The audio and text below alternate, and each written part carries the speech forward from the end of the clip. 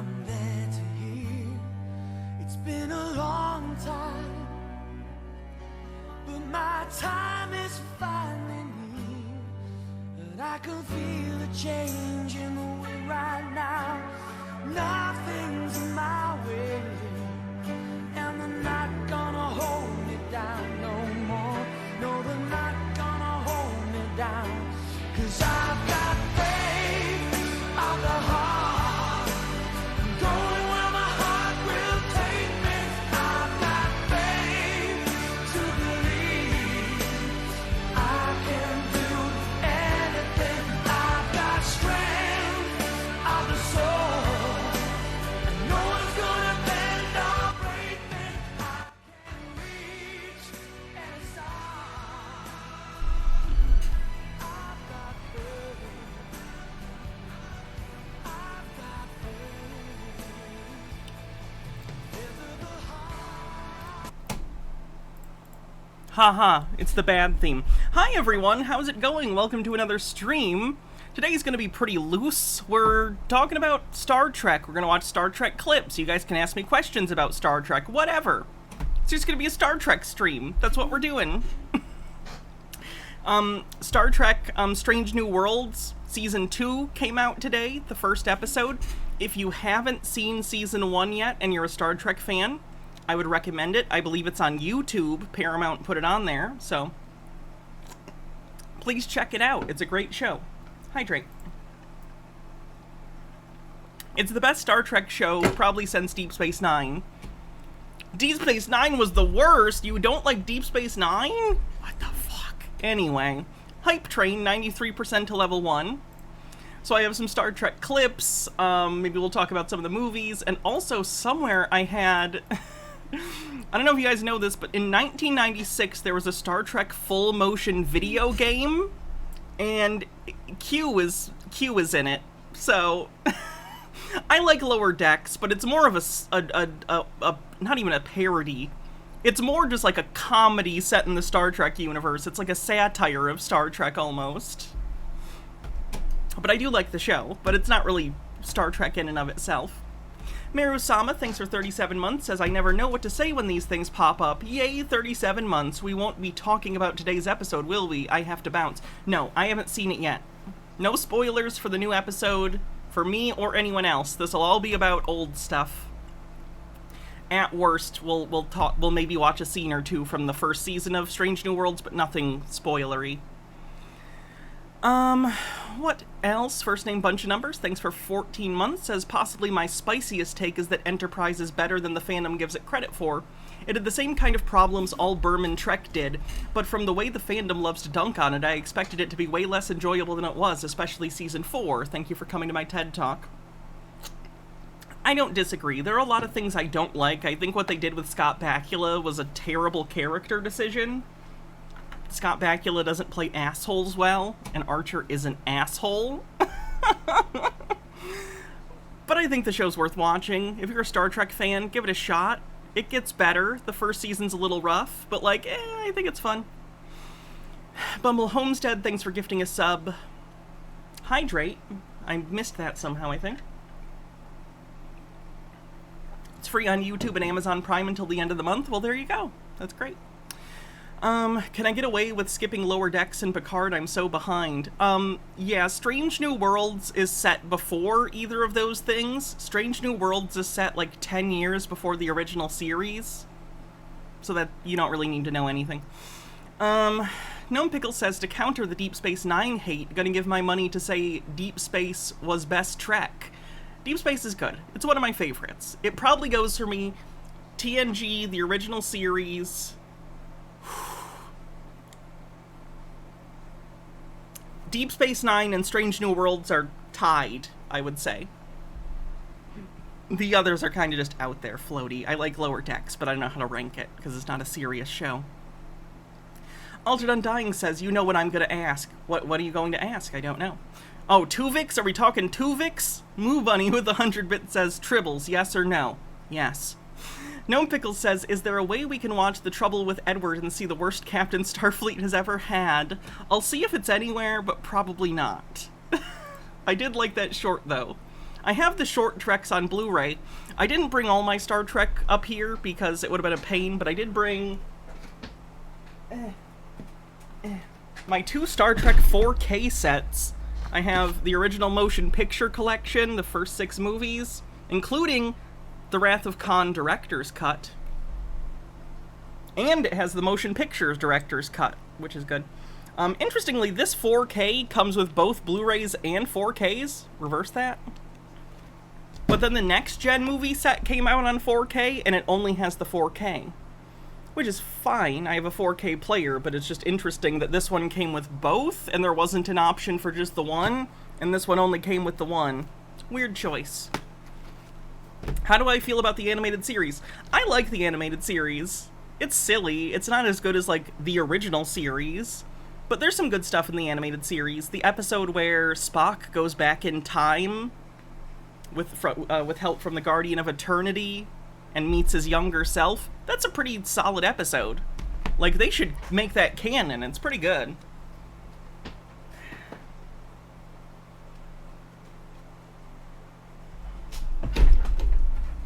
McPlatypus says, how about those conservative chud Star Trek fans? Me being me, Lord of Patriarchy immediately comes to mind, but what's their draw to Trek? Steve Shives did a video on this some years ago, and basically, I don't know if I agree, but I can't think of a better explanation than they see Starfleet as a military organization, and they basically see it as America, but global. That's how they see it, and that's why.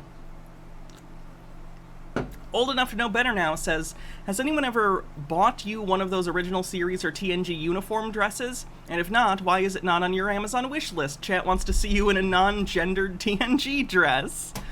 That would be nice. Maybe I'll put one on a list sometime. 50% to level 2. I know there's fewer people today, so I don't necessarily expect a hype train. Speaking of Star Trek the Animated Series... There are times, Mr. Spock, when I think I should have been a librarian. The job of librarian would be no less challenging, Captain. But it would undoubtedly be a lot less dangerous. Old Enough to Know Better Now says, anyone ever bought you... Oh, I just read that. I'm sorry. Altered Undying with a link. If anyone has Star Trek-related links, by the way, feel free. Oh yeah, this is the song you sent. I'm saving it this time so I don't forget. It's in my bookmarks. I'm doing it right now. Click. Click. It is in my bookmarks. Cool.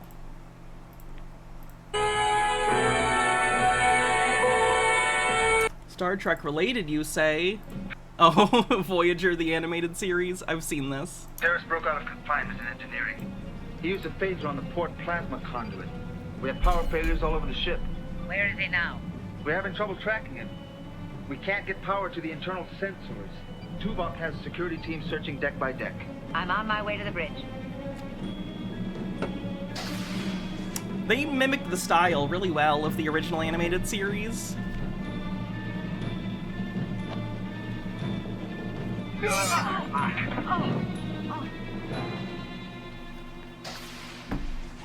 Phaser discharge on deck 6. Localize it. Still having trouble with internal Poor Harry sensors. Kim. Is this original Harry Kim, or is this alternate universe Harry Kim that replaced him after he was killed with that baby? From somewhere between sections 21 and 27. A baby dies on Voyager. A baby fucking dies. But it's okay, because alternate universe baby shows up with Harry Kim from an alternate universe, so they're replaced with basically exact duplicates, so fuck the ones that died, I guess. Alpha. Tuvok doesn't have any security in that area. Chakotay to Tuvok. Which would I pick, Science or Command? Science. I don't want to be in charge. We think Paris may That angle is so spot on for the original animated series. Like, yep, they would do angles like that. It's so funny. be on deck 6. Deploy security to sections 21 through 27 Alpha.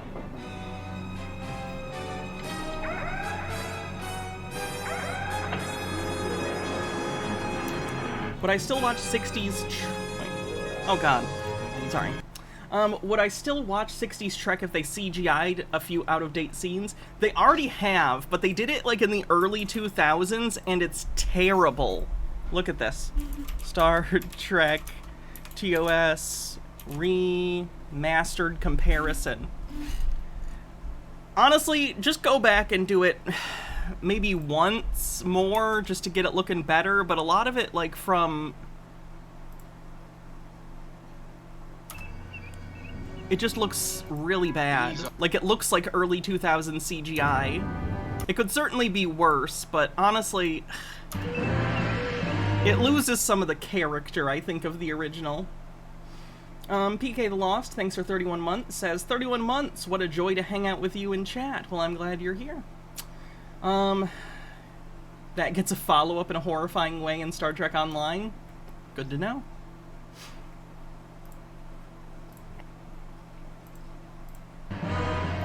Looks very much like Commodore Decker's Planet Killer.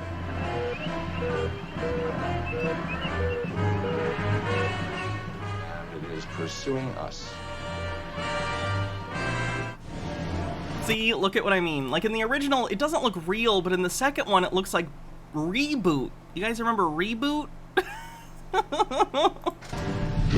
Just go in one more time and fix the CG, or go back and restore the original and make it look nicer. Just clean up the image. Either way, it's in a weird spot with this remaster, where it's like, it's not charming like the original practical effects, and it's not good enough to look like a good CGI, so it's just in a weird, gross area.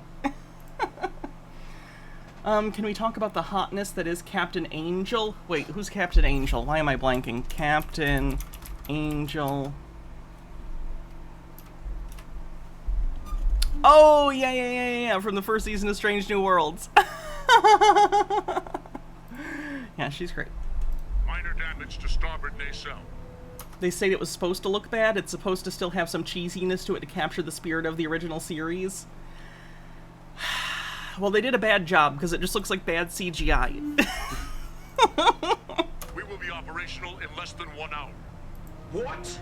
You incompetent Topa! You were supposed to be prepared! The Cardassian How was it, PK the Lost? I haven't watched it yet. No spoilers. vessels have set a course for Ramizad. Well, it won't take them long to realize that Ramizad is the wrong planet. Captain, you're very welcome to join us. I will go with you. Ensign, set in a course for the Vilmoran system, warp 9. Aye, sir. Engage.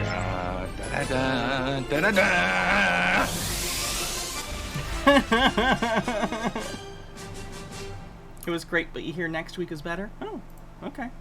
And you...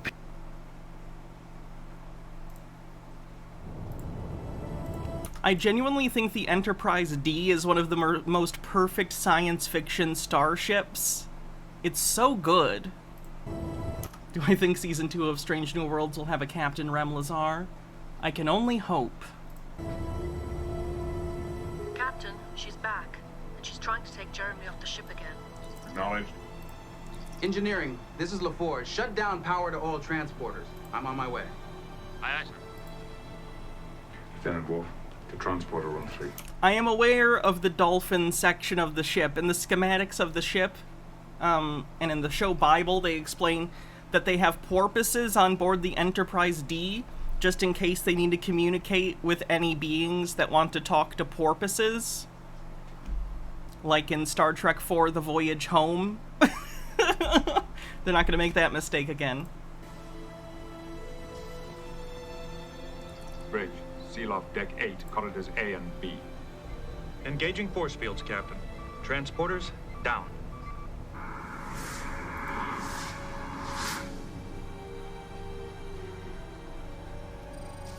I don't think it ever came up in the show, no.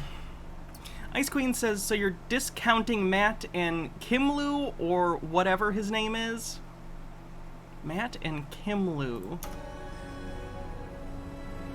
I'm not sure who you're talking about.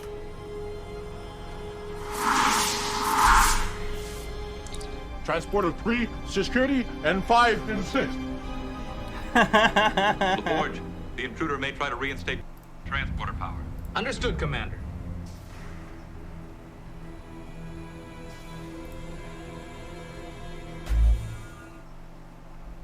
funny. Oh god, who's this? Right-wing or crazy?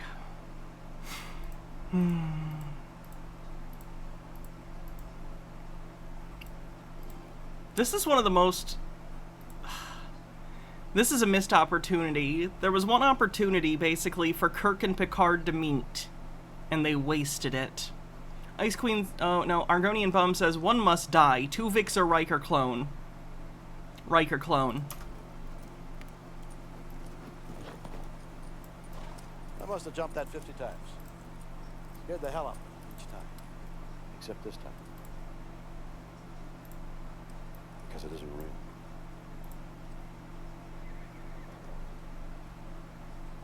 Antonia. She isn't real. They needed to just have a full movie where it was both of the casts, as many as would show up. Have a time travel thing where the TOS crew somehow accidentally time travels to the 23rd century, and they have to, or 24th or whatever it is, and team up with the next gen crew.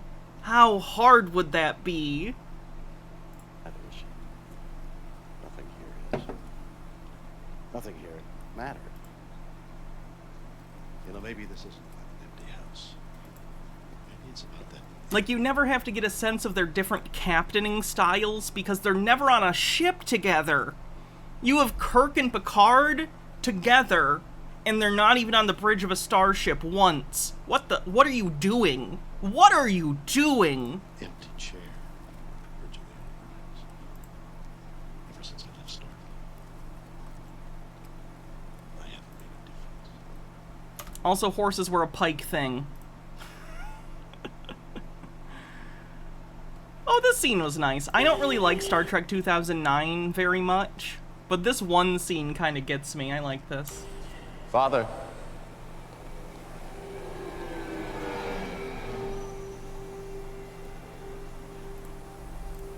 I am not our father. I am not our father.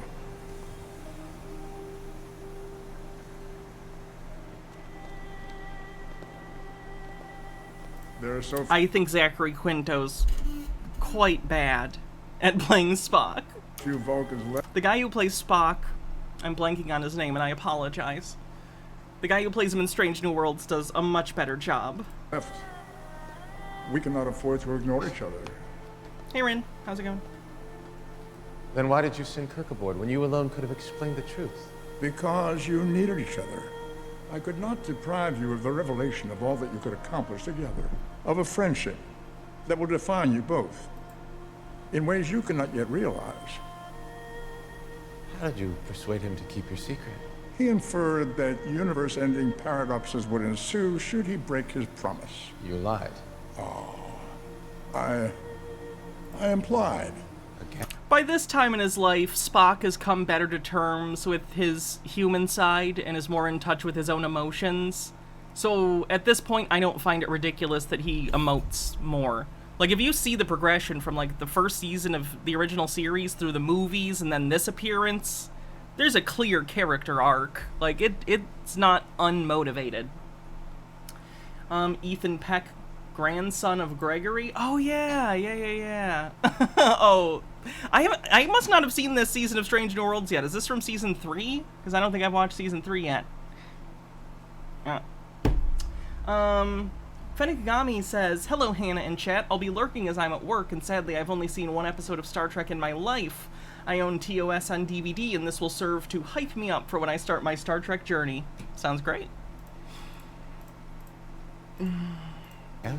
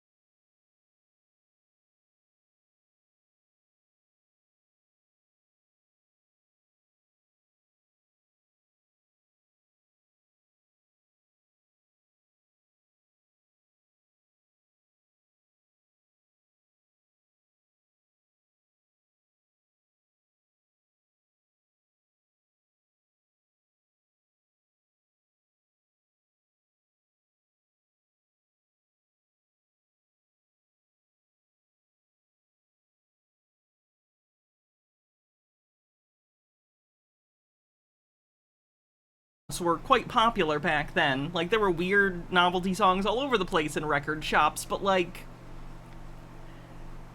how many people really knew about The Hobbit, like, in the United States in the 1970s? Like, it was a popular children's book, I know, but, like, was it that popular? I feel like most people in the 70s in the United States would have no fucking idea what he's talking about. He was chased by wolves, lost in the forest, escaped in a barrel from the Elf King's halls. Bilbo. You like the tweet that said Nimoy and Spock would get along great and probably play the lute together while Kirk would deck Shatner in a Waffle House parking lot? True. Bilbo Baggins, bravest little hobbit of a... Who'll be the last to die, William or George? Probably William Shatner, because apparently evil keeps you alive forever. The real adrenochrome was the hate inside us all along.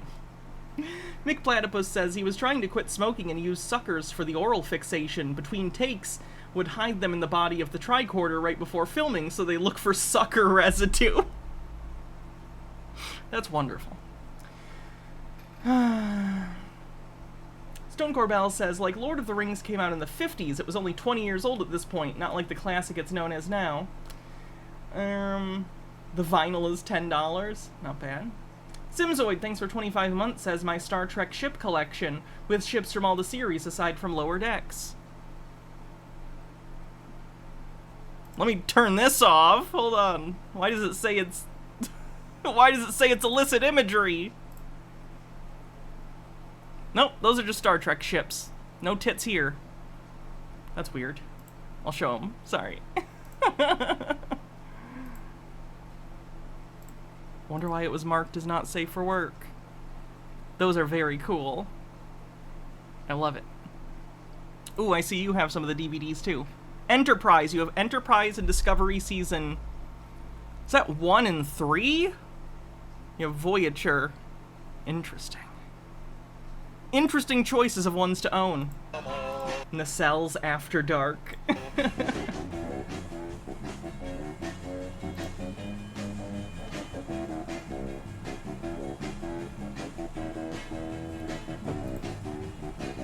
That's not even Bilbo, that's Frodo.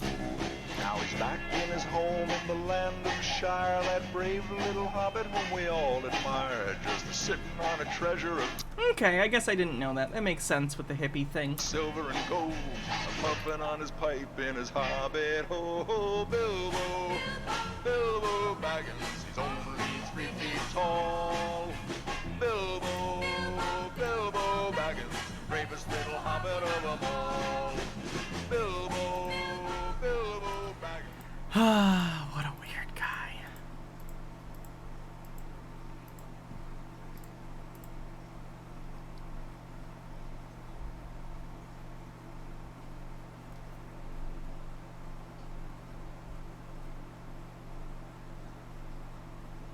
Leonard Nimoy's son did a documentary about him called, I think, Searching for Spock or something like that. No, In Love of Spock, I think. It was pretty good. Oh, the classic. The fucking Popular classic. among the William Pack my bag.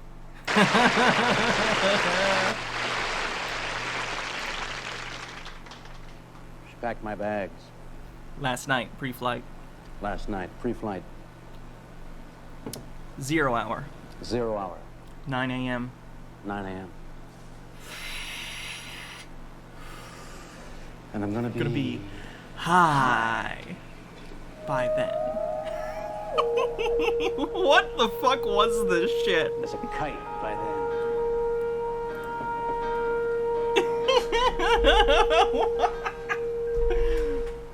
Oh, miss the earth so much.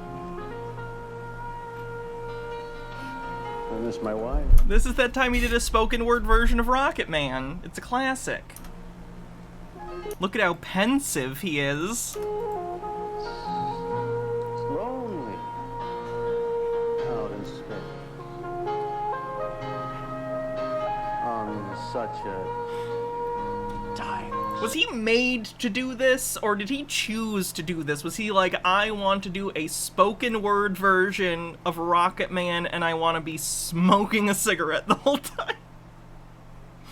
Overthought snaps.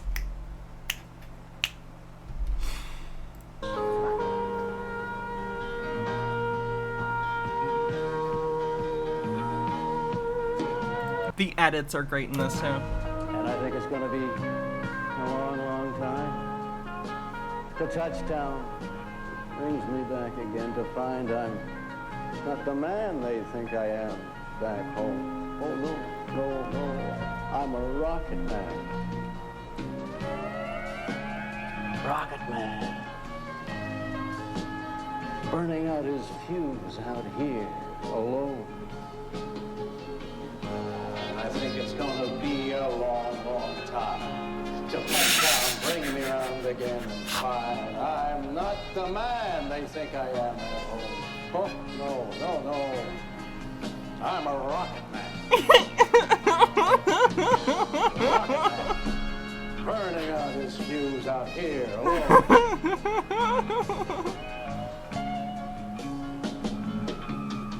But why is he climbing the mountain? Mars ain't the kind of place to raise a kid. In fact, it's cold as hell. And there's no one there to raise them. If you did.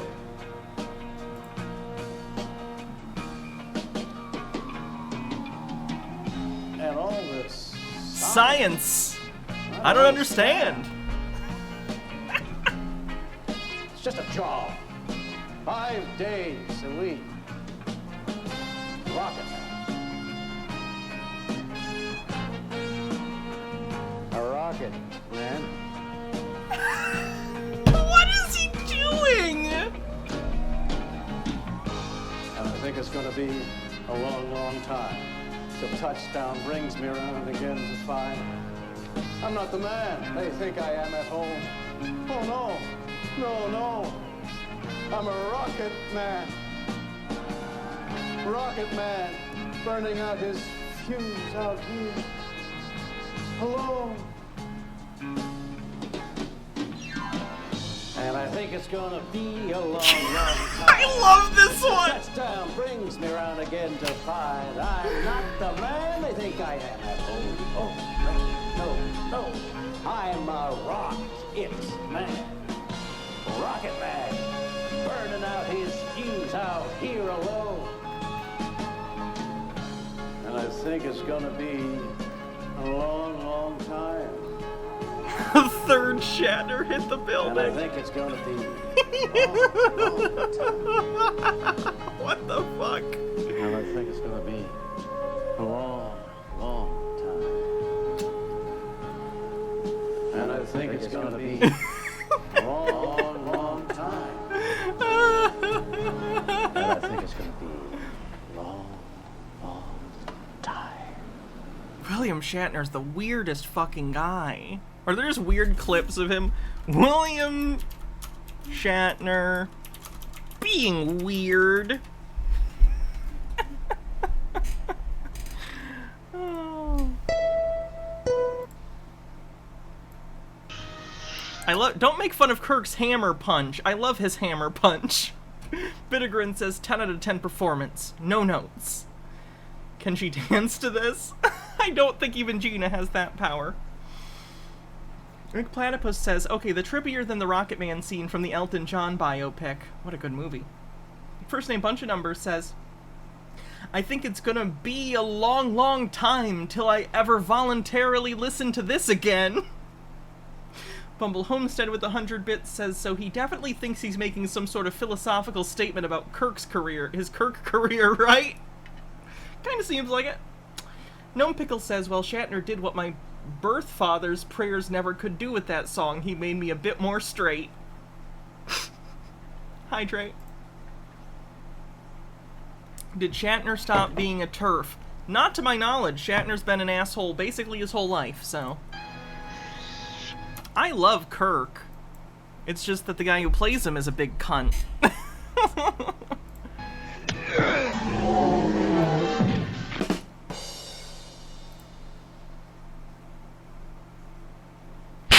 Ooh!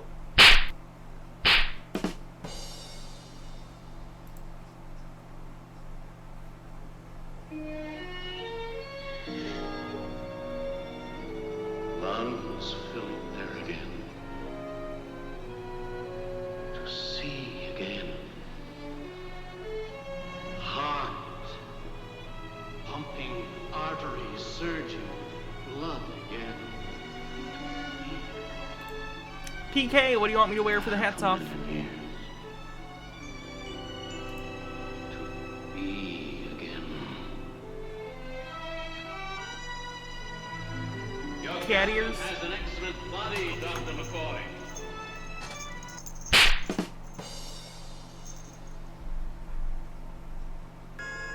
You have received your orders. You will obey my orders. Oh god. This was when this was, I think, actually the last episode of the series. This was when a woman switched bodies with Kirk, and the lesson of the episode was women are too emotional to be captains. Turnabout Intruder. It's the worst episode of the series, and it's the finale. It's the least progressive thing they did. It's the most regressive thing they did. Video they did for Star Trek Online that slaps. Watch that after the Kirk video's done. Where did it go? I missed the Kirk thing. Where did it go? There he is.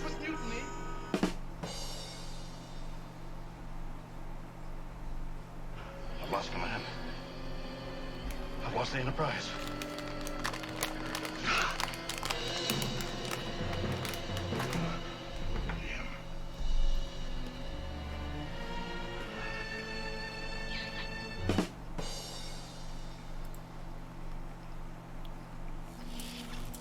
And just imagine, without Kirk, Michael Myers would look stupid, probably. Belong in a circus, Spock. Not a starship. Right next to the dog-faced boy.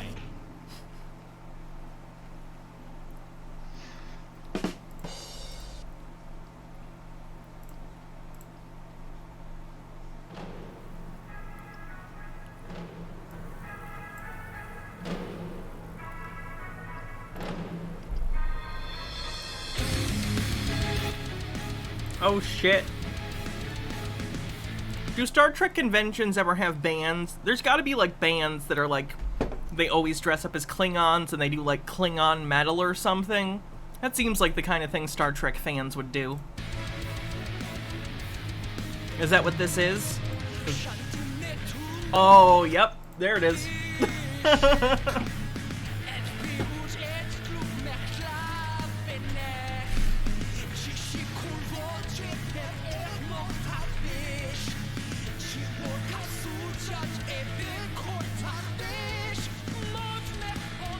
Oh no.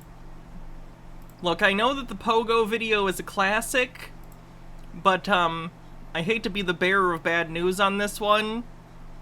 He's a shitbag. Sorry. I don't mean to break that to you, but he's an asshole.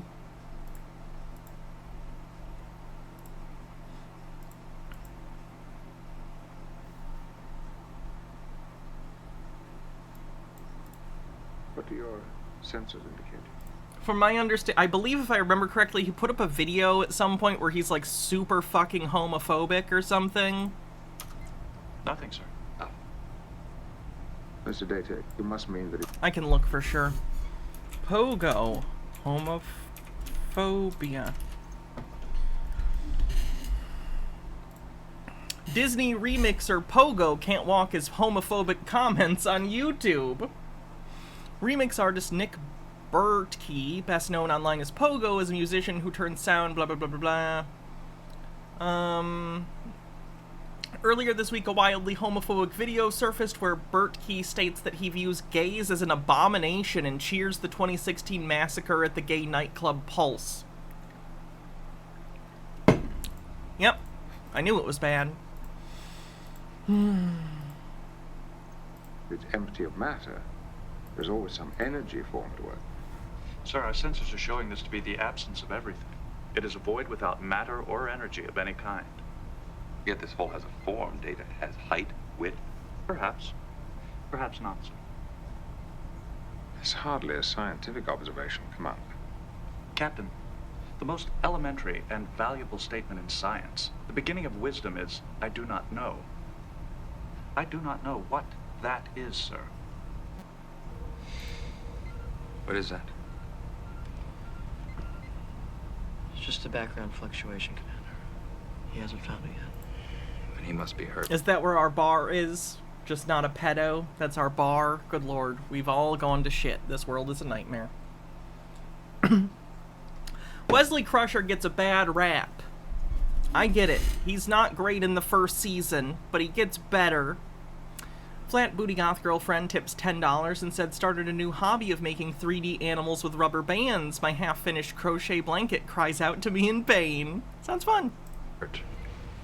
Or dead. When does our next window open up, Mr. Data? There's no indication, Commander. I have no way to predict.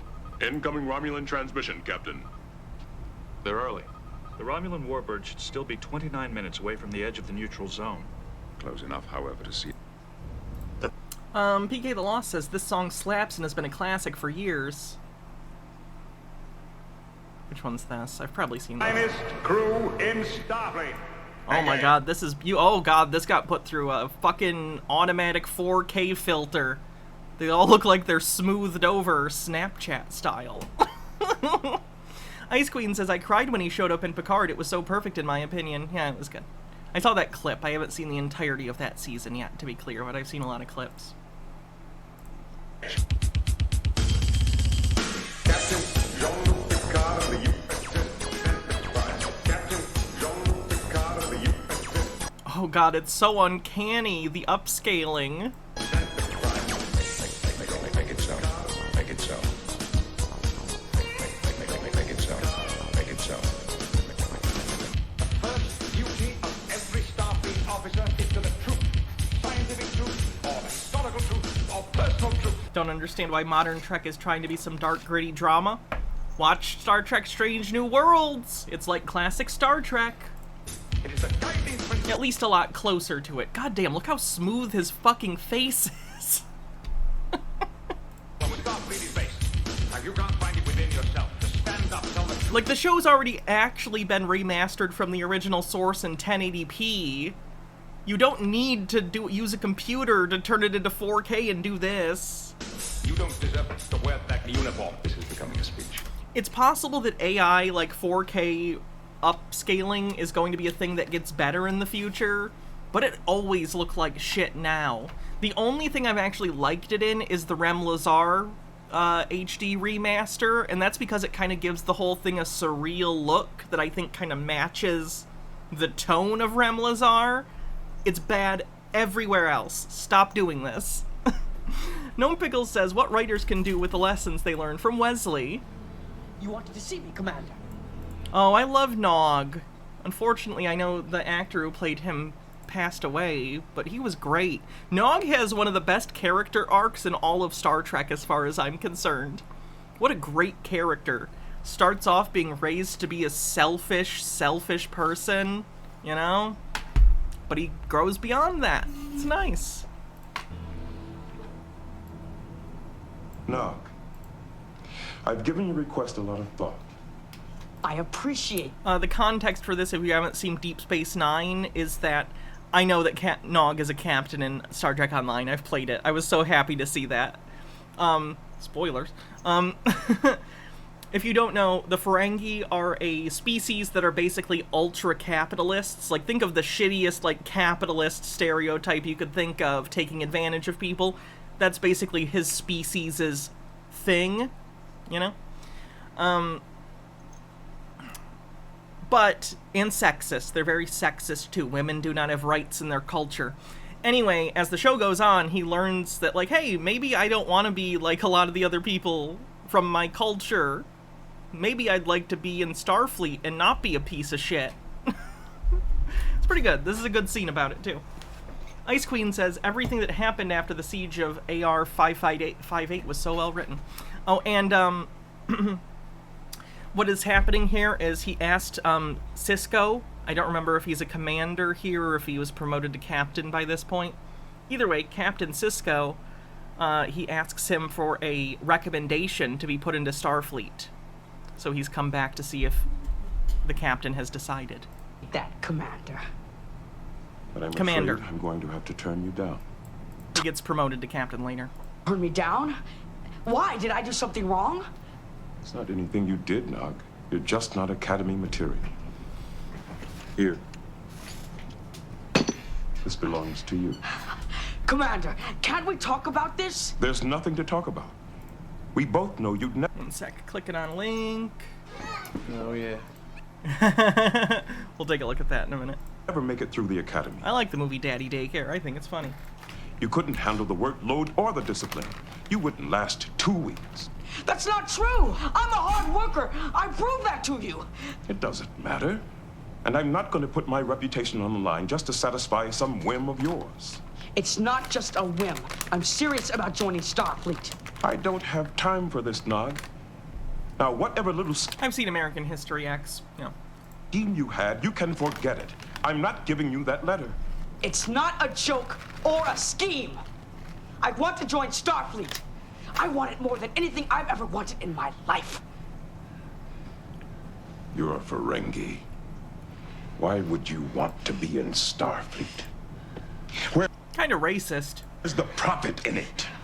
I don't care about profit. Then what do you care about? Come on, Nog, tell me. Why is it so damned important that you get into Starfleet? Why are you doing this? Because I don't want to end up like my father. Your father? That's right. My father. He's been chasing profit his whole life. Remember the Native American family, or Native American planet, rather, Kirk became Kirok on? Apparently Chakotay was originally supposed to be from that world. Holy shit. At least that would have explained all the bullshit. Like, oh, he's not a native from Earth. He's one of the ones from that planet where they got abducted by aliens. For those who don't know, Chakotay, who is a character that's supposed to be a native in Voyager, it turns out that the guy that they had hired to be a consultant for all the indigenous people stuff was a fraud. So a lot of the stuff in Voyager that Chakotay does and says is just made up bullshit that a scam artist got Star Trek to think was real indigenous people shit. It's real bad. KF Logan, thank you for the raid. Is it or is he testing him? I think he's testing him, but still. He was shitty to the Ferengi. Make sure you follow KF Logan. Follow our raiders. Today we're just looking at Star Trek stuff. I normally cover politics, conspiracy theory, debunkings, all sorts of stuff like that. But today we're just kind of chilling, talking about one of my favorite TV shows, Star Trek. And what has it gotten him? Nothing. And you know why? The Ferengi had it coming, though. That's not very Starfleet of you. Because he doesn't have the lobes. And neither... Like, what if they said that about Worf? You know what I mean? Like, come on. Starfleet's all about allowing people to have a chance to do what they want and be good. Ugh. Neither do I. Yes, lobes equal balls, basically. They're talking about the ear lobes, but earlobes are like a... The Ferengi care about earlobes like humans care about dicks. It's like clearly some psychological, like, thing. There's an episode where some of the Ferengi read Karl Marx and start a strike. I remember. That's a good episode. And a Ferengi without profit. It's no Ferengi at all. The 18th rule of acquisition. My father is a mechanical genius. He could have been chief engineer of a starship if he'd had the opportunity. But he went into business like a good Ferengi. The only thing is, he's not a good Ferengi. Not when it comes to acquiring profit. So now, all he has to live for is the slim chance that someday, somehow, he might be able to take over my uncle's bar. Well, I'm not going to make the same mistake. I want to do something with my life. Something worthwhile. Brunt or Wei Yun? Who's better? I'm looking to remember what episodes they were from. I know Brunt's a Ferengi. What was Wei Yun's thing? Did he date Kira for a little bit?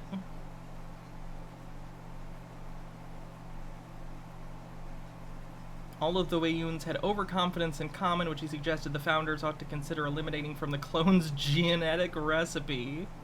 Why don't I remember this episode? Why don't I remember what he did specifically? Let's go Wei Yun, though. Most Ferengis in the show are assholes. Like, join. Oh yeah, he's the Dominion guy! Duh, I'm such a dumbass. That's why I don't remember him. Because there were tons of them. Yeah, okay. Because they were the clone race that served the Dominion. Okay. MH Darkbeast says, Woot, finally home from the hospital since 5:30. Cisco was always a dick at times, so have we talked about Tuvix yet? Also, you should watch the 2 Creationist Cat episodes on Christian Star Trek. Oh god. Hold on, let me get these links. Boom.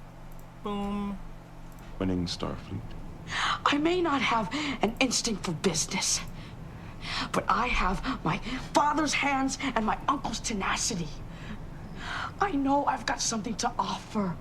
I just need the chance to prove it.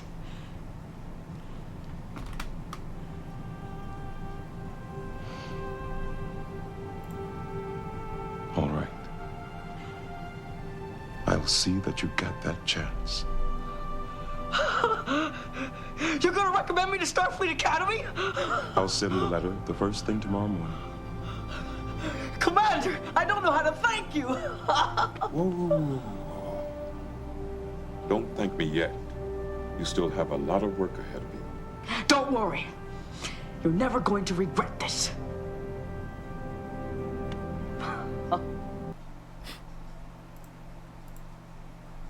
Don't even ask. Hey. Nukna. Klingon Mark. Ija. Giak. Mike. You can understand him?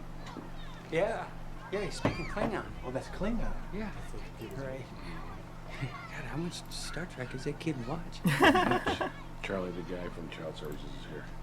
Oh, man. It's all right. Cute. Hey! Oh, that's fucking loud. Holy shit. At the freaking movies. With your freaking host, Creationist Cat. Today's freaking movie is Christian Star Trek.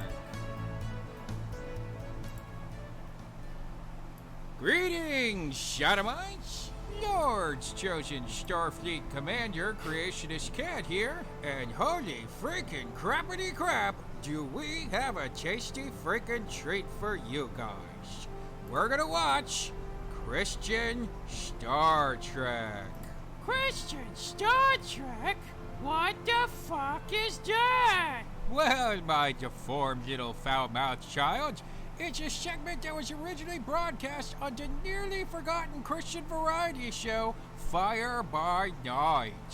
Fire by Night was kind of like Saturday Night Live, except it mixed comedy sketch with super cool Christian rock and serious stuff like this. Wow, look at that mullet. I mean, I've been getting sick a lot and I've been kind of weak, but I had no idea it was AIDS. Queers Oh my god, it's nothing in the front and party in the back. get AIDS, not me. Oh boy. Well, Fire by Night. You can tell Vadim's just holding his fucking cat's face. That's so funny. Was very much get AIDS, not me. Oh boy. Well, Fire by Night was very much a product of the 80s. It even had one of those insanely 80s openings where everybody forgets until the last minutes that it's time for the show. Even the guy who's playing sax in the opening theme forgets he's supposed to be there. Come on, asshole! Now, like I said, this show was primarily a comedy show, and if you're one of those people that thinks that most Christians can't do comedy, well, this show is definitely gonna support your case. I'm not gonna lie. So grab your sleeping pills, everybody, or your most preferred method of suicide, and get ready to do a double Picard facepalm, because this is Christian Star Trek. The mission field, the final frontier. Star Treks. Oh God. These are the outreaches of the Starship Petrified. Did he just call their ship Starship Petrified? I'm pretty sure he just called their ship Starship Petrified. Let's listen to that again. These are the outreaches of the Starship Petrified. That is totally Starship Pedophile you saying there. I didn't know the producers of this show were Catholic. So, yeah, the effects may look a little jaded, but at least they hold up better than the Star Wars prequels. To boldly go where no Christian has gone before. Where no Christian has gone before? Oh man, they're going to the library? No, that is disgusting. I gotta find the clip of this, hold on.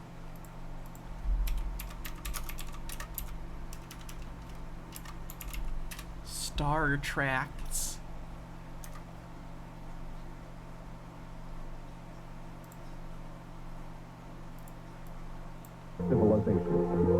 Oh, that is rough. That is some scuffed ass audio. We're locked in on the enemy's coordinates. Is everything ready to go potty? That's weird. It's like they're all in TNG uniforms except for the captain, who's in a uniform that looks more like the uniforms from the movies from Khan onward. She's ready to go. Beta, wait, did they have a Scottish guy in the room? Oh, this is all over the fucking place. Let me see if there's a better copy, but I don't think there is. Doesn't seem like it, unfortunately. Hey! Oh God. Is this also scuffed? Voice. Probably. Either way, it's Vadim's commentary. So. Is his name Beta or Data? Data. Oh. Did you guys know that there was a Star Trek full motion video game? Because here it is. Priority message, USS Canali to USS Cheyenne. We are under attack by Borg forces. Repeat, Borg forces. We intercepted 2 Borg vessels heading on a direct course for Sector 001. Subspace summary is 28. Navigator to Starfleet Command. If you can read us, do not, repeat, do not. This is the Borg one. Relax, warn Starfleet. The Borg have returned. Repeat, the Borg have returned. Crisp visual.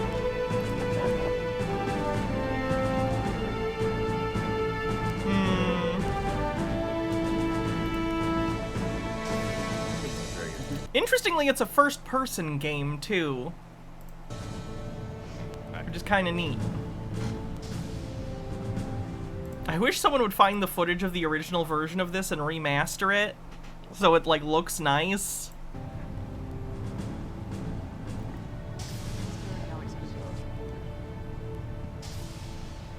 I never understood the uniform thing. Okay, so sometimes, especially when we get to like the Voyager and Deep Space Nine era, it feels like the uniforms are kind of all over the place. Like the people at the table have like the Deep Space Nine style uniforms, or not even that. They have maybe the Voyager style uniforms, but this is a TNG style uniform? Like, Starfleet's effectively runs like a military organization. They're uniforms. I feel like they say, these are the new uniforms, and you wear the new ones, and then you get rid of the old ones. Why do they just get to wear whatever uniform they want? Can I show up in an original series uniform? What's the cutoff for old uniforms? 7:30 means 0730, Cadet. Sit down. First... Does this count? Let's see, what is it? Return of the Jedi. Oh. Maybe. We'll see if we'll watch that There's something later. else I'd like to explain. Shut up, Leonard Nimoy. Okay. Captain wanted me to convey his regrets for not being here himself.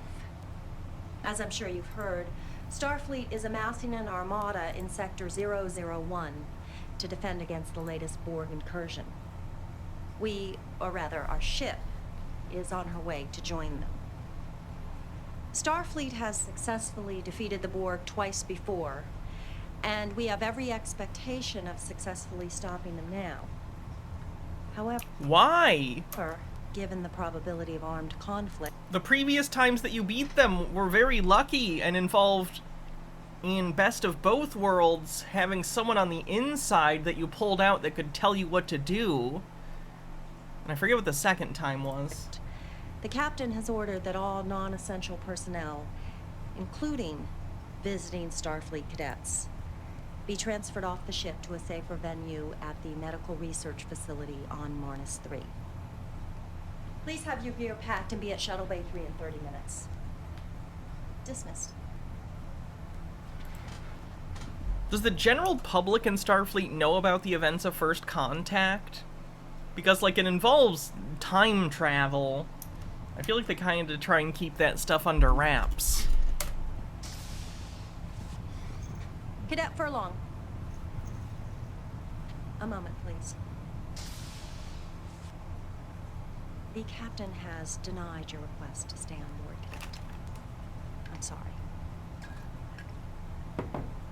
The massacre 10 years ago at Wolf 359 was a great tragedy for the Federation. I was only 1 year out of the academy when it happened.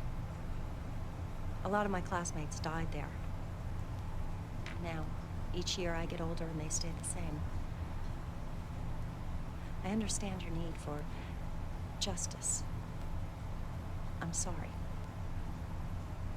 Then why do you get to stay on the ship? Why do you get to stay but this POV person doesn't get to? You both have people who were killed. I think in this case it was his parents. Shuttle Bay 3 in 30 minutes. Or her parents, their parents, whatever. It's a generic first-person character.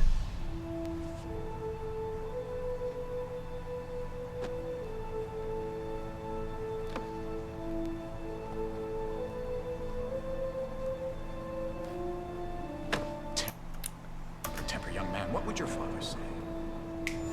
How old were you when your father was killed? 9, 10 years old, and you're still not over it? Perhaps I should introduce myself. I imagine you've heard of me, though. Q. It's short for Q.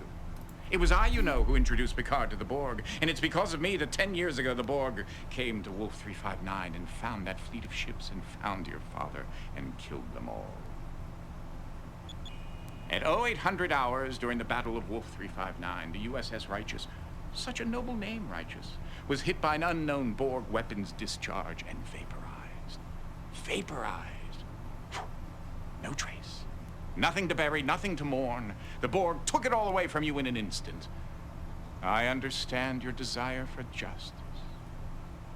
They don't, though, do they? But I do. I feel like phasering Q would not do anything. He'd just laugh at you, and then he'd, like, turn your phaser into a burrito or something. Want action. You want to avenge your father's death.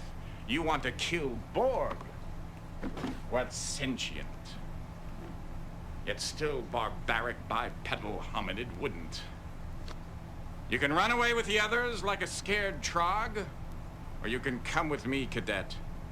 The choice is yours.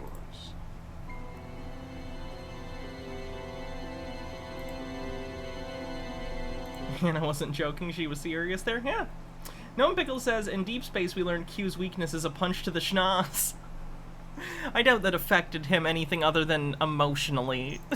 I think it probably upset him a little bit that he wasn't as, that Commander Sisko wasn't as fun to play with as Picard. Maybe you didn't hear me. I'm offering you a chance to go and kill some Borg. Do you want to or not? My headcanon is Q, because throughout this, he does help this kid. My headcanon is that Q recognizes that some of the fault, that, like, you know, well, it is true that Wolf 359, perhaps one of the only reasons that the Federation even survived was because he helped warn them about the Borg, you know, back in, like, the first or second season. But still, a lot of people died there. So, while Q pretends to not have feelings, I'd like to think on some level he did go around to people affected by the event, like this kid, and tried to help them in some way. First Contact Park.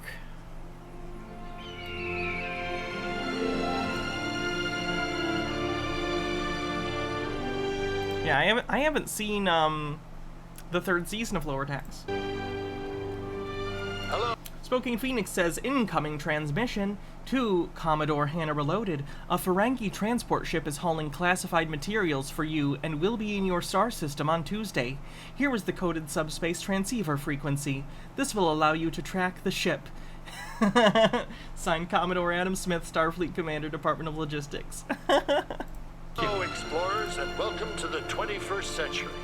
We hope you enjoy yourself and make a first contact with fun.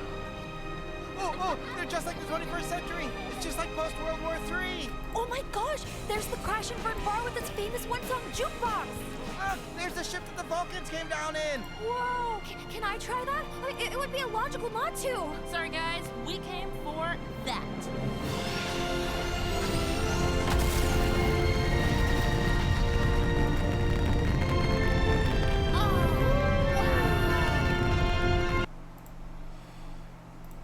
Q does have a son, yes. One interpretation of Janeway. Captain's log, stardate 8.27 years before my rise to Galactic Emperor. Having learned of the success of replicating a new spine for Commander Worf, we underwent a dangerous procedure to see if Harry could grow a pair of balls. The experiment has proven a success, though I expect the balls are unstable and will lose cohesion before next week. And it has consumed the majority of our power. If we can't find an alternate source of power soon, I'll be forced to cut power to the containment fields of my giant spider terrarium. And that can't happen. I can't afford to train a new captain's assistant right now. Enjoy Janeway's train of thought for this. You want me to take another shuttle down and look for them? And risk losing you too? Fair enough. It's too dangerous for us to go down there. What's your answer? We land the ship. Ah, it's too dangerous to go down there, so we'll all go down there. That's what on Voyager is called logic. This guy kind of, I get it. There are a lot of criticisms of Voyager, but that guy's voice kind of annoys me. I'm not gonna lie. It looks like I misjudged you. You're only interested in saving your own skin. And to think I went to so much trouble to arrange it all. Come on, Cadet, you're... Q! Intruder alert, Deck 6. Don't even bother. I like that she immediately recognized Q. And you know what? I'm gonna say that goes to my fan theory. If she had friends who died, maybe Q came to her at some point and did some sort of Christmas Carol-esque It's a Wonderful Life thing.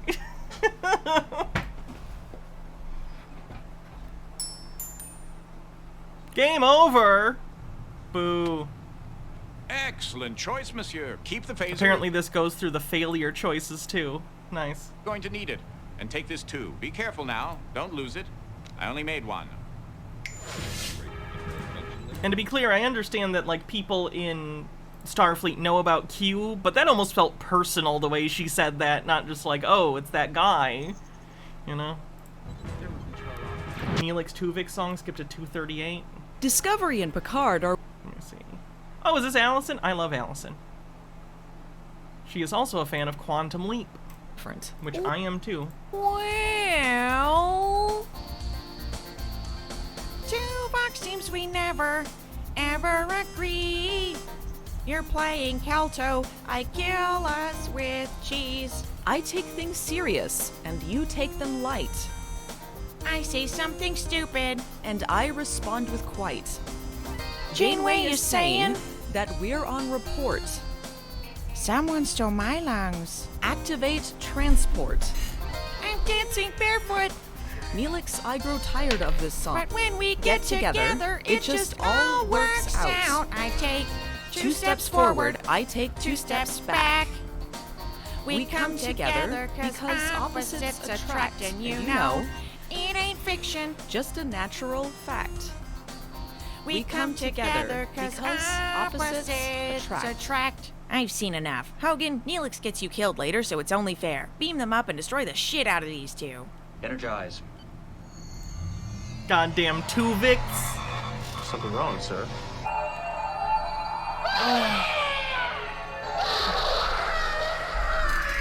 What we got back didn't live long. No, just kidding. That's stupid. What really happens is, due to a transporter glitch probably caused by Harry Kim's incompetence, Tuvok and Neelix have accidentally been sent back as one entity. Instead of a body horror nightmare, it's just like, it's just a new guy with a snazzy outfit. Yeah, that's how this would work. Wow, they've created new life. What a technological and biological wonder they've discovered. Oh, kill it, sir! Let's not be too hasty. We want to maximize psychological damage. Here's a link to this, by the way. Allison's great. If you like, she reviews all sorts of different shows. She does Star Trek reviews, Baywatch, she's done some Quantum Leap stuff, Charmed. She does all sorts of stuff, so check her out. Would I separate Tuvix? Probably. No, that's not the Watch Mojo lady. Lower Decks on Deep Space Nine.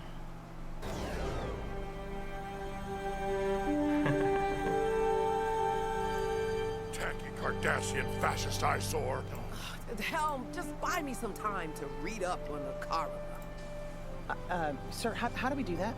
I don't know. Just circle around and pretend we're in awe of the pylons. Yes, sir.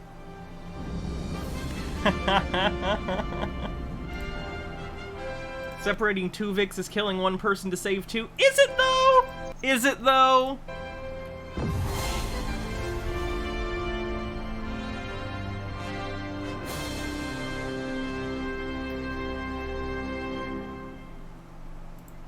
Just keep circling.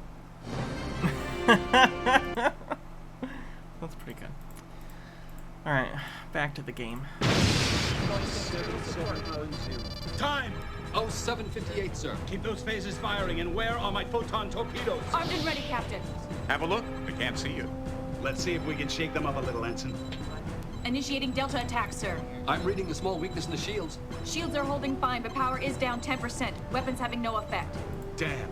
If you keep Tuvix, you don't have to deal with Neelix ever again. True! Why is it always the difficult species that are the most adaptable? The Borg adapt their environment to suit their needs. True adaptability involves changing. Here's I think the logical. Can they okay.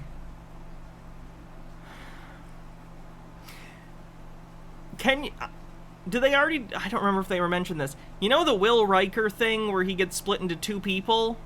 Or he gets copied? Try and recreate that maybe, and then you can have Tuvok and Neelix and Tuvix. If you can't do that, maybe separate them and then let them decide, and if they want to go back together and be Tuvix, they can. But if not, like, Tuvix is literally just the constituent parts of two individual beings melded into one. I don't know. Oneself. Will and Tom are literally the same person, though. That's what I'm saying. You make a second Tuvix, and then you take one Tuvix and you separate them, and then you keep the second Tuvix. To suit their environment. I'm so glad you cleared that up. Recognize this place? You should. You keep a picture of it on your wall. The bridge of the USS Righteous. Your father's ship. The Tolstoy just took a major hit. This is him, isn't it? Well, I can see the family resemblance. I think she's pulling away. The Kyushu's coming on strong. Melbourne and Saratoga have lost power. Tolstoy, Kyushu, Saratoga, Melbourne. Recognize the names? Do you know where you are, Cadet? Captain! Intruder alert.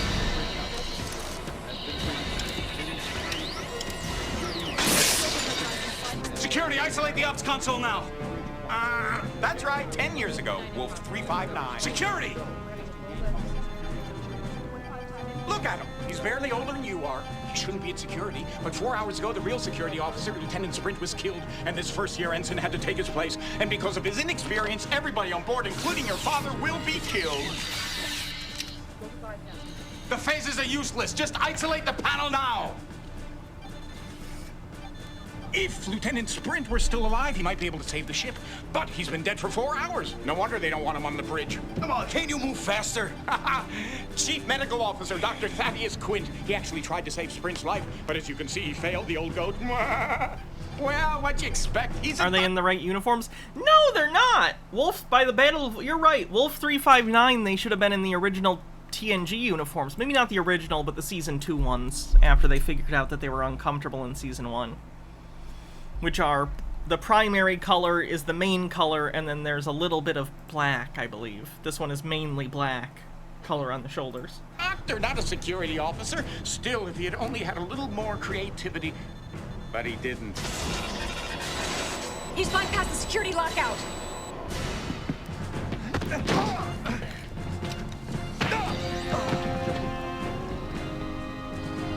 Doctor. He's dead. Shield mutation is shifting on its own. Shields are dropping. Uh-oh. I need shields back up now. Death in battle. If he were a Klingon, he'd be ecstatic. Oh, that was a terrible delivery. Holy shit. Oh, I like this guy. Captain, there's a tight beam transmission going directly to the Borg cube. Computer is uploading data about emergency transporters. Anyone near Jeffrey 6? We need manual power rerouted through the secondary couplings. It's too late. The Borg cube is firing. Evasive maneuvers.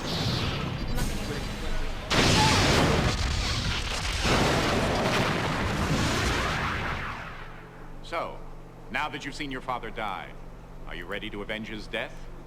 Or would you like to try something different? How about a chance to prevent his death? Lieutenant Sprint was killed 4 hours before the Righteous even got to Wolf 359. But if the good Dr. Quint had been able to save Sprint 4 hours before, then Sprint would have been able to save the Righteous, and you would have grown up in the loving company of your father, and all for the want of a horseshoe nail. What say we give the old goat a second chance to save Sprint's life? You're not afraid of a little space-time continuum meddling, are you, Cadet? No, I thought not. Shall we? This is Lieutenant Sprint. Do you think he knows he's gonna die? I don't think so. Don't bother saying hello. Just makes saying goodbye that much harder. Time, Mr. Furlong. Oh, 400 hours, sir. Is the cube within sensor range yet? Coming up now, Captain. Match speed, stay with it. Setting a pursuit course. Shields up. Intruder alert. Sprint, look out! Shall we dance? FMV games.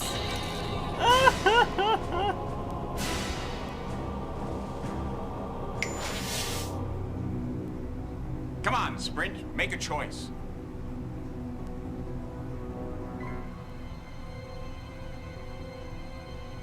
I'm gonna go with the pad. Seems more Star Trek to use a pad than a phaser in this situation, I don't know. Especially because the Borg generally have shields that block phaser fire. Oh, now that was clever. I turned you into Lieutenant Sprint, so I could be Quint and save you. Him. You. Whatever. So that you could save the Righteous. And then you go and you get yourself killed anyway. I mean, really, it's not worth meddling with the timeline if you're just going to make things worse. I hope you're not one of those passive contemplative types. Try again.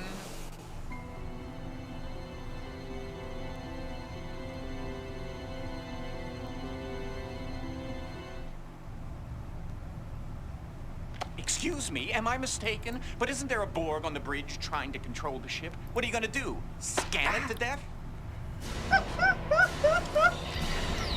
Then why did you give me the option, game?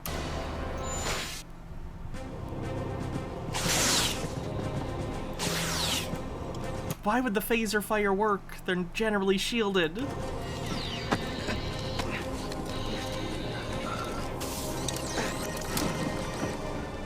Quint wasn't clever enough to think of it. Good thing I am. The Borg cube is pulling ahead. It's ignoring us completely. Match speed. Keep us within close range. Remember, Sprint should have died right here. Everything you do in his place from this moment on changes history. Invigorating, isn't it? They need a minute to adapt, but I was under the impression that, like, once one adapts to it, the rest of them all get it, because they're a hive mind. You know? Like, the first time the Borg were shot by a phaser from Starfleet was in the episode where Q brought Picard and them to the Borg. So, why wouldn't the entire collective be immune to phaser fire now? With fate. It's the frequency. Oh, you know what? That's right. I remember in later things they do talk about cycling frequencies in order to get through Borg shields. That's my bad. Lieutenant, are you all right? Sprint? He's an ox. Nothing scares him. And nothing hurts him, isn't that right, Lieutenant? There are all kinds of pain, Lieutenant.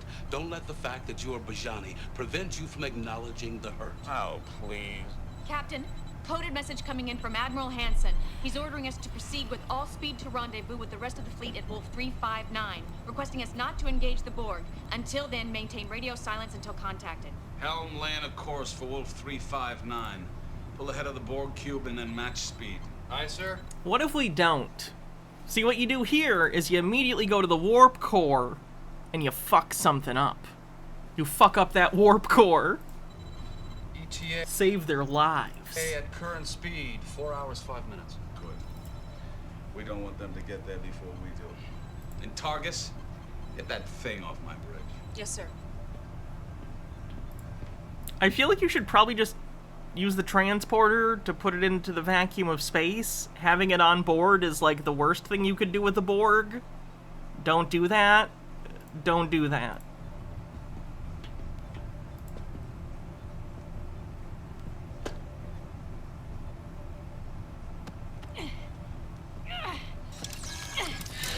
Security alert! See what I mean? Look at that. What are they doing? Shoot her! Shoot her! In the game, did you have an option to shoot the ensign? Or whatever she is? Sprint! He's in control of tactical! The phasers are useless. Captain! It worked that time. The shield, We're I mean. hailing the Borg ship. Shields are dropping. Uh-oh. There's a tight beam transmission going directly to the Borg cube. Computers uploading data about emergency transport. The Borg are firing! We're gonna die! And it's your fault. Q is so fucking mean in this game. Like, even meaner than he normally is. Damn.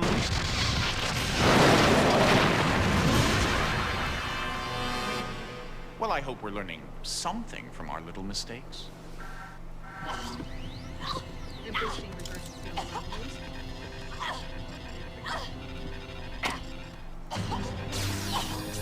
He's got control of tactical. The phasers are useless. Captain, we're hailing the Borg ship. Is this the same game over screen? There's a tight beam transmission going directly Lazy. to the Borg cube. Computers uploading data about emergency transport. The Borg are firing! We're gonna die! And it's your fault.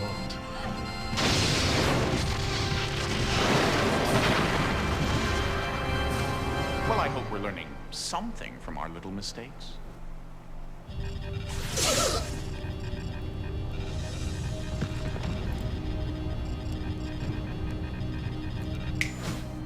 If I told you to jump into a Signian vortex, would you do it?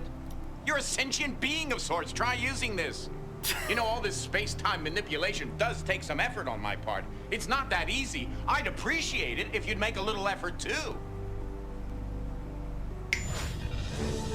Captain, he's hailing the Borg cube. Shields are falling. Borg cube is firing.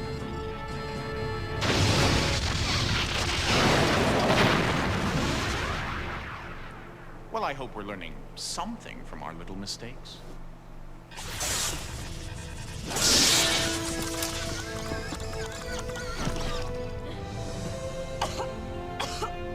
I'm okay.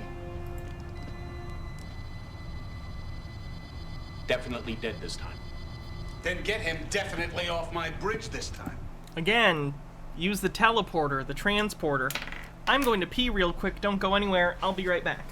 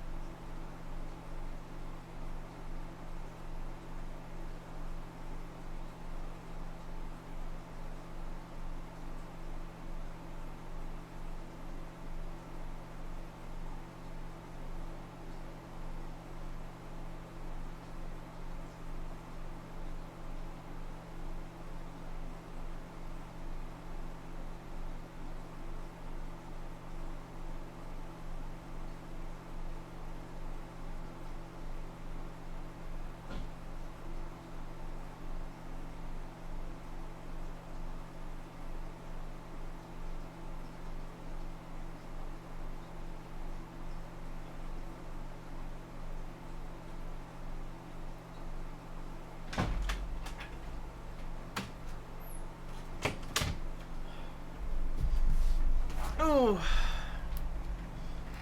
Yeah. Mizik's little plick is a good comparison for Q. Seemingly virtually omnipotent being, etc., etc. What about Bob tips $2 and says, shoot it, shoot it.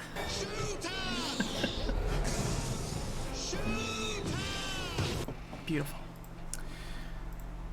Mr. Sprint, reconfigure. This guy's genuinely a dumbass captain. Yeah, security console. It really feels like outside of like the Enterprise and I guess Voyager, it seems like every like and even with Voyager arguably, it seems like almost every Star Trek captain or admiral is either evil or wholly incompetent.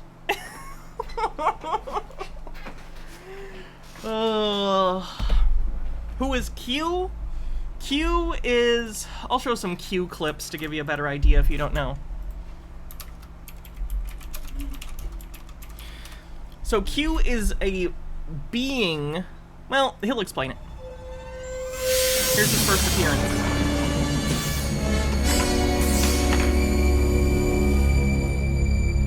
Thou art notified that thy kind have infiltrated the galaxy too far already. Thou art directed to return to thine own solar system immediately. That's quite a directive. Yeah, it's unbalanced. I'll find a different video, I'm sorry. Q is basically an omnipotent being who tests humans and tries to improve them. Their first meeting was more antagonistic, but as time has gone on, he's more like a trickster demigod who likes to test humanity and test individuals and tries to help them sometimes, but also he seems to just like to fuck with people because he thinks it's fun, because he lives forever and time is meaningless to him. This is one of his best clips. Au contraire, Capitan!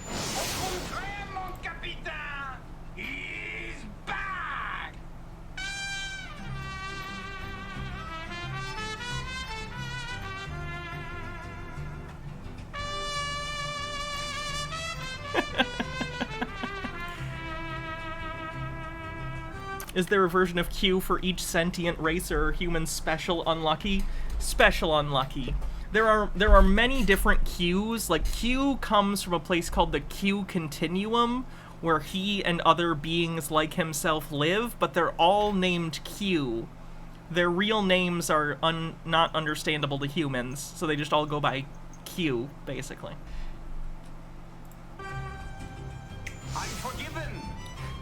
My brothers and sisters of the Continuum. And in fact, this Q is kind of an outcast compared to the rest of the Q. The rest of the Q don't really like to deal with other species or interfere. He's like a weirdo. He actually gets in trouble for it, I think, at some point. Taking me back. I'm immortal again! Omnipotent again!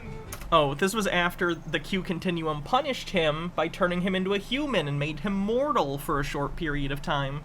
Swell. Don't fret, Riker. My good fortune is your good fortune. I don't need your fantasy women. Oh, you're so stolid. I've seen your holodeck history, Will. Don't fucking lie to me. You weren't like that before. I've seen your little jazz club program, Minuet. I'm familiar. For the beard. Very well.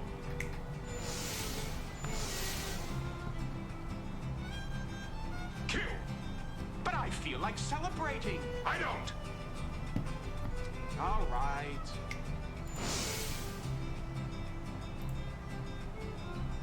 All of it.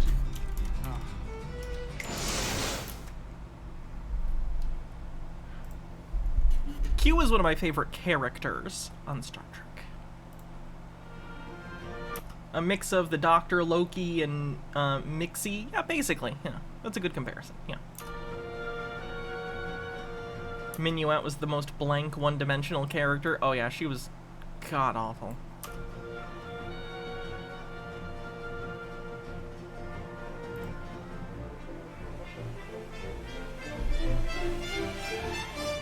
I gave you something most mortals never experience. A second chance at life. And now all you can do is complain? I can't live out my days as that person. That man is bereft of passion and imagination. That is not who I am. Au contraire. He's the person you wanted to be. One who was less arrogant and undisciplined in his youth. This is during an episode that's kind of It's a Wonderful Life. Picard gets stabbed and, like, wishes, I wish I had been less reckless in my youth. And Q lets him go back in time and change it, but it turns out he becomes a very boring, not very successful person because of it, and he regrets his wish, basically. One who was less like me? The Jean-Luc Picard you wanted to be, the one who did not fight the Nausicaan, had quite a different... Play Domjot, human? ...career from the one you remember. That Picard never had a brush with death, never came face to face with his own mortality, never realized how fragile life is or how important each moment must be. Oh, see, I So his like life this never- episode. I like this episode a lot. It's a really good Q Picard episode. Gets to kind of the heart of some of Captain Picard's stuff. Came into focus. I don't even think he's an ensign. He's an enlisted guy. Like, he's just like, no, you're right. I think he is actually an ensign. I think he basically just cleans up the ship. Like, I legit think he's just, like, a guy who does cleaning and, like, basic maintenance. Like, he's nothing. Drifted much of his career, with no plan or agenda, going from one assignment to the next, never seizing the opportunities that present Oh, you're right. He is a science officer that does, like, some very specific, boring research. Those are Lieutenant Junior grade pips, thank you. themselves. He never led the away team on Milica 3 to save the ambassador, or take charge of the Stargazer's bridge when its captain was killed, and no one ever offered him a command. He learned to play it safe, and he never, ever got noticed by anyone. You're right, Q. You gave me the chance to change, and I took the opportunity. But I admit now, it was a mistake. Are you asking me for something, Jean-Luc? Give me a chance to put things back the way they were before. Before you died in sickbay. Is that what you want?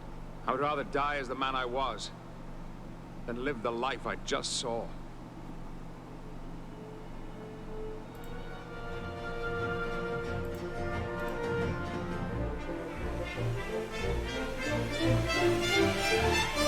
Remember when Spock fought Wolverine? I have seen the X-Men Star Trek TNG crossover. They did a Doctor Who crossover that was pretty fun too. End this. Moi? What makes you think I'm either inclined or capable to terminate this encounter? If we all die here, now, you will not be able to gloat. Q is basically the Beyonder. Also, question, what do you think would happen if Bill Cipher and Q met? I think they'd get along for a while. I think they'd have a good time and go and fuck with people together, but I think inevitably their egos would end up bringing them into conflict with one another, and they'd probably destroy a few galaxies fighting or something. And then they'd get bored and go off and do their own thing. To frighten us. We're frightened. You wanted to show us that we were inadequate? For the moment. I grant that. You wanted me to say, I need you. I need you!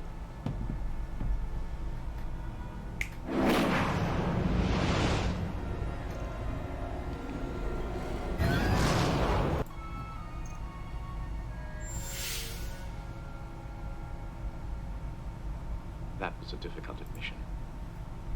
Another man would have been humiliated to say those words. Another man would have rather died than asked for help. Plus, Bill is genuinely evil, not just mischievous. I think that's where the conflict would inevitably arise. Bill would take it too far, and Q would be like, hey, I'm all for having a good time, but, you know...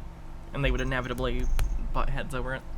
Ice Queen says, I did a Star Trek Adventures game Q episode where my players learned about the past lives of their Trill captain. I played the female Q. Oh, that's pretty cool. Understand what you've done. I want to do a Star Trek tabletop sometime. I think that'd be so fun. But I think the lesson could have been learned without the loss of 18 members of my crew. If you can't take a little bloody nose, maybe you ought to go back home and crawl under your bed. It's not safe out here. It's wondrous, with treasures to satiate desires both subtle and gross. But it's not for the timid.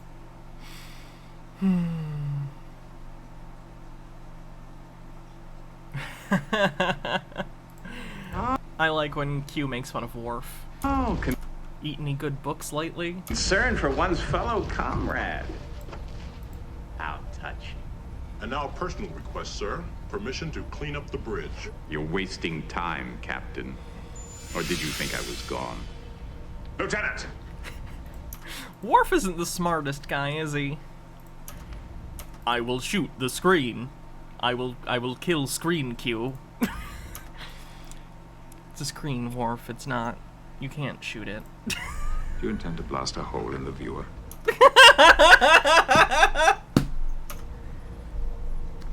It's alright. He gets better in Deep Space Nine. You seem to find this all very amusing. I might. If we weren't on our way to help some suffering and dying humans who... Your species is always suffering and dying. No, Lieutenant Worf. You'll make no move against him unless I order it. His characterization was very TOS-y at first. Oh, the whole first season is like that. Everyone's very TOS-y. Pity. This is the first season where they were wearing the uniforms that were really hard to wear, where they kept having to do the Picard maneuver, where when they'd sit down, they'd have to, like, pull to get it to look right. Are humans and Klingons on the same page technologically? There are slight differences in what they're advanced in. For instance, the Federation is pretty good at, like, warp drives and holodecks and stuff like that. The Klingons are good at, like, stealth tech and probably weapons, because that's more the focus of their culture. McPlatypus says, Worf's also Star Trek's worst dad. Yeah, that's true. You might have learned an interesting lesson. Macro head. With a micro brain.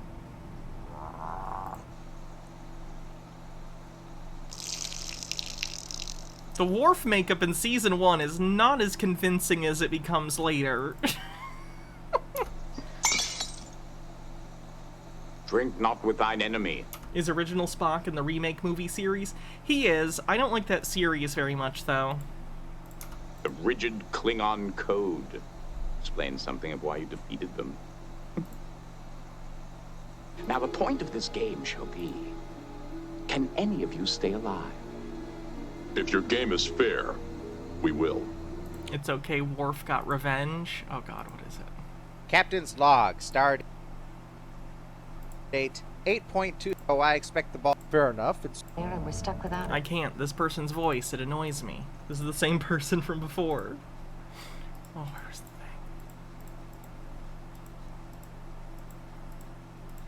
thing? Oh, for shame, Worf. Fairness is such a human concept. Wrong link? Okay.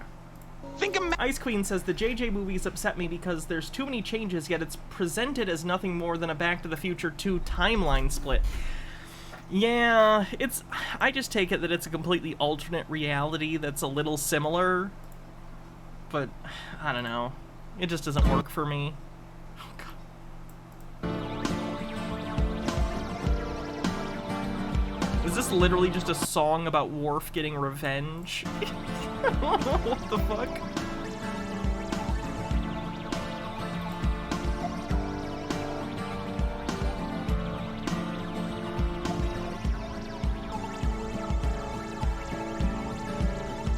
Order of the Botlet, son of Caelus. Your family has no honor, but I couldn't care less. I was born to kill Federation swine, and I celebrate with a barrel of blood wine.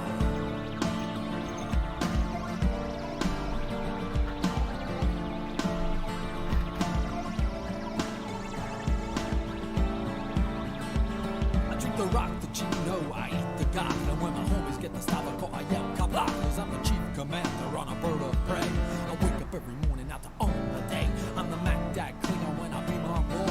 I was at the signing of the kid a chord, I never sweat about a Romulan dude. He's just a limp-wristed Vulcan with a bad attitude, and they slide, and they were telling lies. A shout out. Why do the Klingons keep looking different?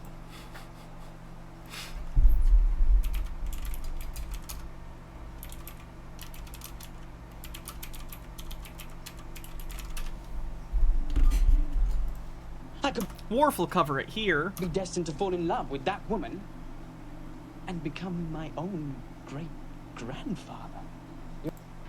Clearly, we've been going about this search business all wrong, Chief. You're right. Why bother searching 30 decks when you can just plunk yourself down at the bar here and wait for Darwin to come to you? We have reason to believe that he'll return to this area. Ah, yes, the Rectagino. A vital clue that others might have missed. How fortunate it is that it has kept you stuck at this bar for the past 3 hours, having drinks while we've been crawling through conduits. God, that's him. Who? Kirk. Where? On the left. In the gold, just sitting down. That's Kirk?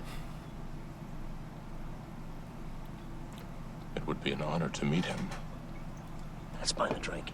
Gentlemen, no one is buying anyone a drink. He's right. We can't risk altering the timeline. What'll it be, boys? And don't ask for Raptagino. If I have to say we don't carry Who that ordered one a more time. Raptagino? The Klingons. Klingons? Over there? And over there. Those are Klingons? All right. The boys have had enough.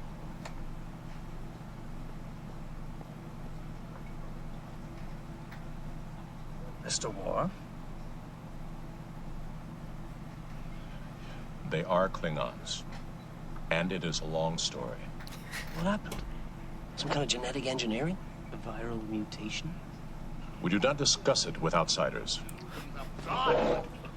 I think that's the best answer. just hand wave it. It's fine. I think that's funnier. It's a long story. Leave it there. Imaginatively, this game shall in fact be completely unfair. You've gone too far. Game penalty. Worf, is this your idea of sex? This is sex. But I have no place for it in my life now.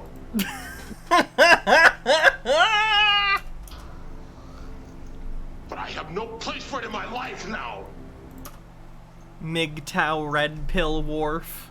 No place, microbrain. What possesses you? Oh, the redoubtable Commander Riker. And microbrain. Growl for me. Let me know you still care. Worf. Return that moon to its orbit. I have no powers.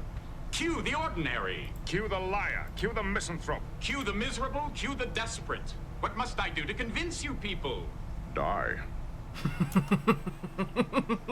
Good one, Worf. Eat any good books lately? Oh, very clever, Worf. Eat any good books lately? If you would speak to the captain. It's one of my favorite Q lines. Captain on my behalf, I would be eternally grateful. Strange New Worlds reintroduces Klingons as TNG Klingons over the Discovery versions. Yeah, I know. Which doesn't mean as much as it used to, I admit. Be quiet! Or disappear back where you came from. I can't disappear. Any more than you could win a beauty contest. I don't need your fantasy women. Oh, you're so stolid. You weren't like that before the beard. Very well.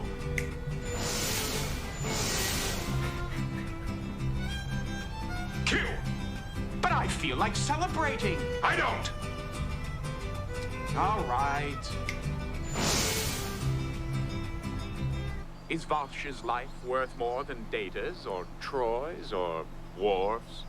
You know, Worf, you'd make a perfect throw rug in Nottingham Castle.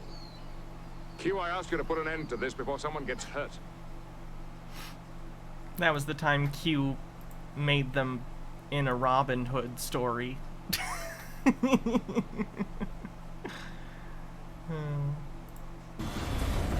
Destruction.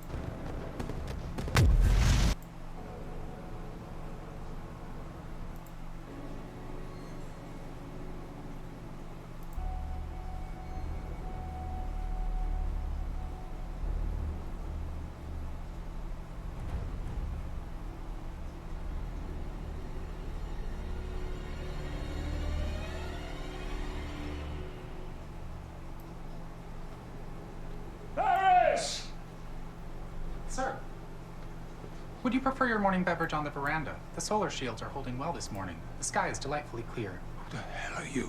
Harvey, sir. Are you feeling all right? No. Where's Laris? Laris, a Romulan name. In colloquial English translates roughly to a new day. Would you like me to check the migrant rosters for such a name? What is happening here? An excellent question, Jean-Luc. Mon capitaine, how I missed you. Oh dear, you're a bit older than I imagined. Let me catch up. There, now we're even. Q. God damn Q. Do you recall what I said to you when last we parted ways? The trial never ends. What the hell are you doing here? You've been talking a lot about second chances. Well, my friend, welcome to the very end of the road not taken.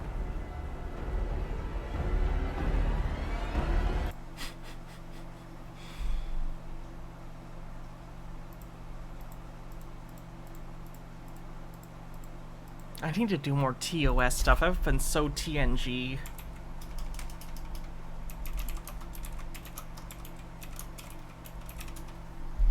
Mike Max the link. Come on, Stewie. Let's get our prize money. Oh god, Big Bang Theory is the worst fucking show ever made. It's terrible. I hate it. That was fun.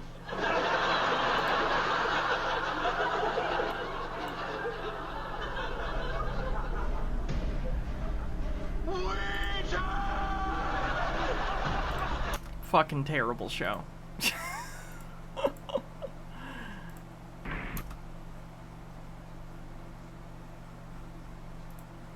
Yeah, his poor friend. I hear he's fruity as a nutcake. 2 minutes.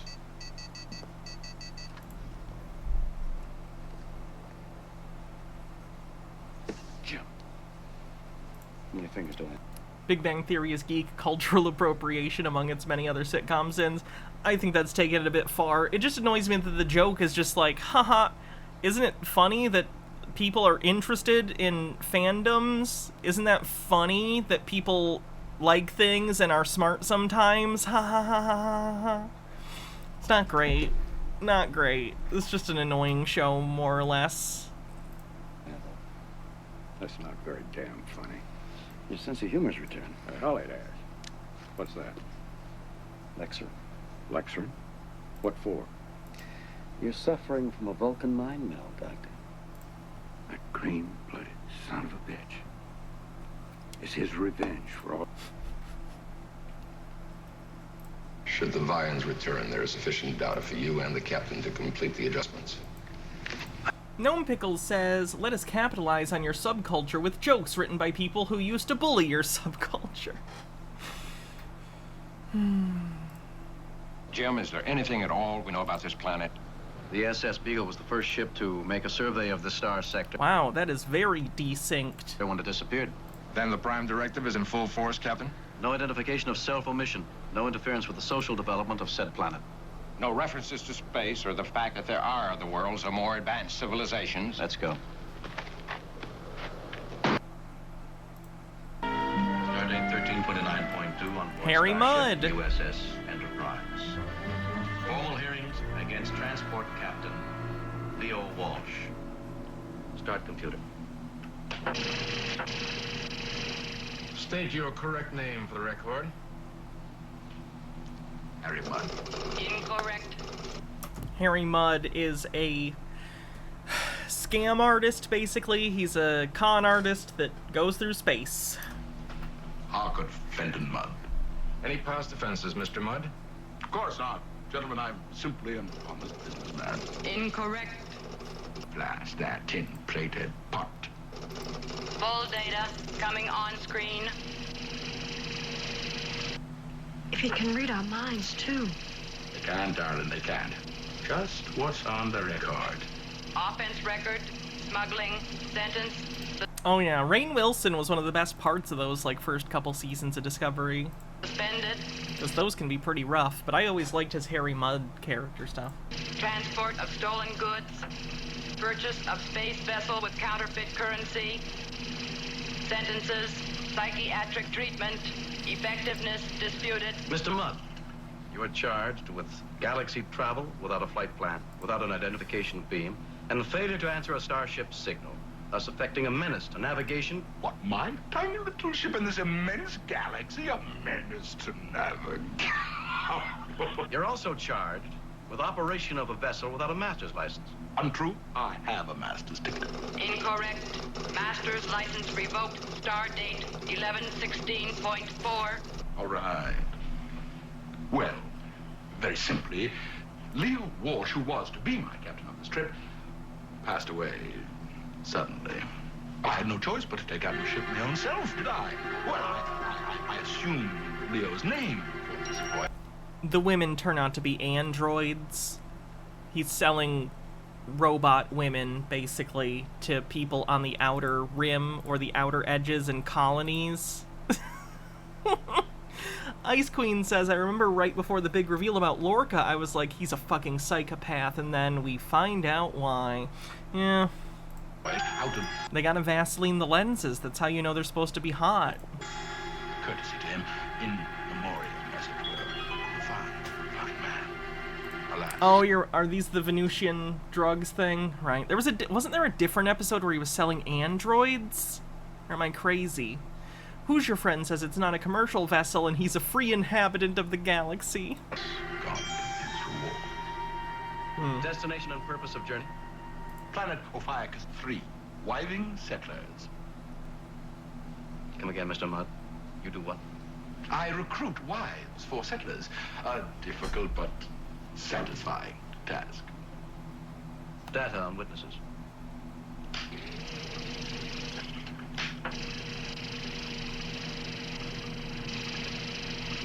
No data. Computer, go to sensor. I don't remember there being a Renaissance planet. There was a gangster planet in a piece of the action. There was a Roman planet. There was a Nazi planet. I don't think there was a Renaissance planet. Probe. Any unusual readings? No decipherable reading on females. Oh, in Lower Decks there is? Okay. However, unusual reading on male board members. Detecting high respiration patterns. Perspiration rates up. The Nazi episode is so fucking weird, and the justification that Landrew was the name of it. Was Landrew the guy who did the Nazi thing? Hold on.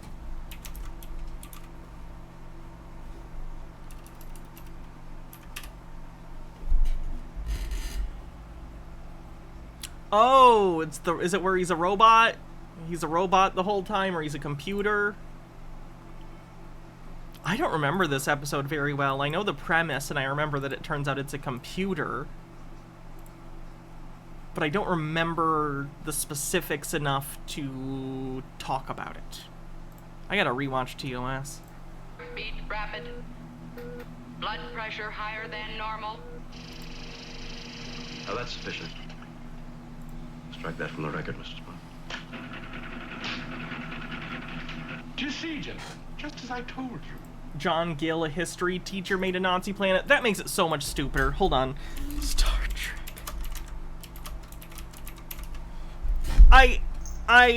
Okay, so they land on a planet. Gnome Pickle says the piece of the action episode had a fun payoff in Starfleet Corps of Engineers novels where they have a recurring character who's a security guard from that planet, and he keeps calling his boss Doll. Favorite bit is he's holding off a horde of aliens yelling, get some, come at me, you mugs." Trojans are humanoids, so there's apt to be a similarity in architecture. Interesting. To be clear, the reason that they did like these kind of episodes, at least a big part, is because Paramount, or CBS rather, I guess should say, had, you know, sets and costumes and stuff from other productions, so they could save money by doing like an episode, like what if we did an episode where everyone's wearing gangster costumes? We already have gangster costumes in a 1920s street set, so let's do that. How do we write a story about that? Same idea here. Ice Queen says, I liked the Roman Empire one. It was interesting. It had a weird Christian theme at the end, though. But it's the 60s, so I get it.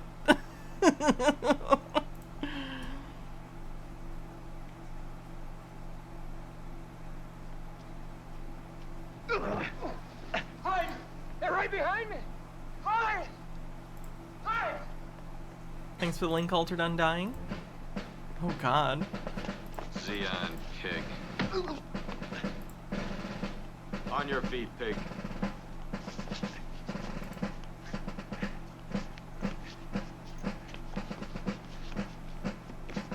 Captain, the non-interference directive. Oh, hands above your... I understand why they did the Christian thing, but it seemed more than just, oh, they're repeating history. It felt like, oh, Jesus is maybe real. Why is there a Nazi planet? I shit you not. Let me find if they have a clip of the explanation. This is terrible. This makes no sense. So this happened because a Starfleet personnel person crash landed on this planet, and we'll let him explain it. It's the only way I can accept this is that it's my headcanon is that he's lying and he's just a crypto-fascist and he just doesn't want to admit it because he got caught.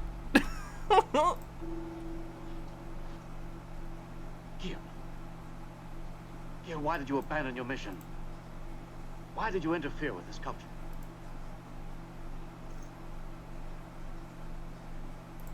Planet fragmented, divided. The planet's divided. You know what would help bring us all together? Nazis!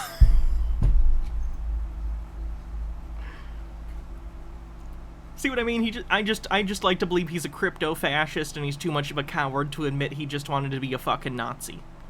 Ice Queen says, points at the end of the pilot of Strange New Worlds. He's MAGA. Lesson from Earth history. But why Nazi Germany? You studied history, you knew what the Nazis were. The most efficient state. It was not. That's literally buying Nazi propaganda. Nazi Germany was not efficient. It's one of the reasons they lost the war.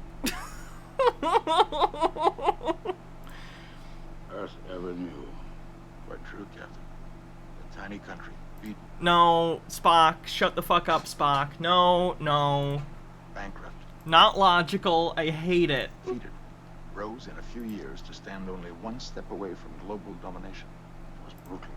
Averted. Had to be destroyed at a terrible cost. Why that example? Perhaps Gil felt that such a state, run benignly, could accomplish. You literally can't run a fascist dictatorship benignly by definition. Its efficiency without sadism. Why, Gil? Why? Where'd they get all the Nazi gear? Apparently Hugo Boss also exists on this planet. At first, it worked. Then Melicon began to take over, use it. Gave me the drug. It's always the liberal Vulcans that betray you. Gil! Gil, can you hear me? You've got to tell those people what happened. You're the only one who could prevent the slaughter. Gil! I think the Prime Directive should go out the window when it's a Nazi planet. I think when it's a Nazi planet, you should blow up the Reichstag, like, from space. I was wrong. Both Shatner and Nimoy hated the logic given in this for doing it. Especially Nimoy, I would imagine, who is Jewish. Jesus Christ. The non-interference directive is the only way. Oh, was Shatner also Jewish? I didn't know that. You must stop the slaughter. You did that, Professor. You told them in time. Even historians fail to learn from history. They repeat the same mistakes. I don't think I need Boxy today. Although maybe I'll wait till after the Nazis off the screen. Genuinely, what a stupid idea. I'm fine with them doing that episode, but it should have been that the guy was just a crazy fucking asshole. It should have just been a story about, like, hey, fascists are still out there. It can be the 23rd century, and there's still gonna be some asshole who's gonna try and find a place that they can force this ideology onto people. That would have been an okay moral. But instead they try and, like, oh, he was trying to bring about Nazism innocently. Ugh, disgusting.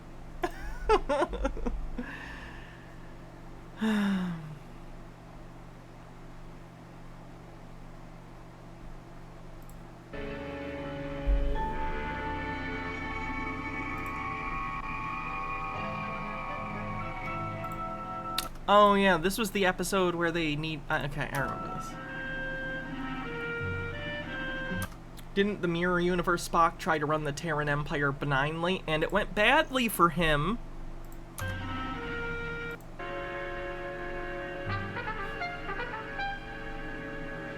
The time travel in this episode made no sense. Spock and the space hippies.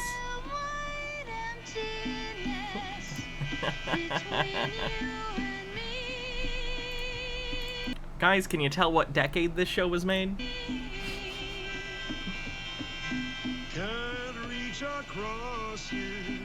Yeah, Spock brought his fucking loot. Or liar. Is it a loot or a liar?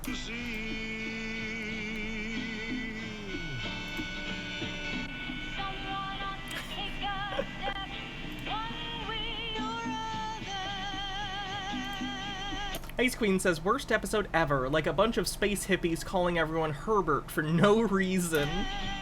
Let's say goodbye, or let's say brother.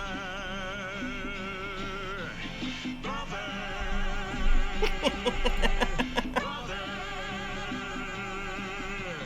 Hey, out there. I like that this isn't a real instrument, so he's just randomly doing this on it and pretending to play.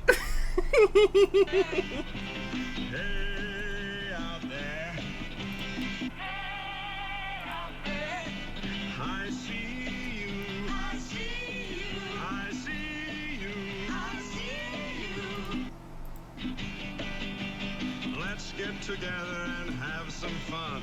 I don't know how to do it, but it's got to be done.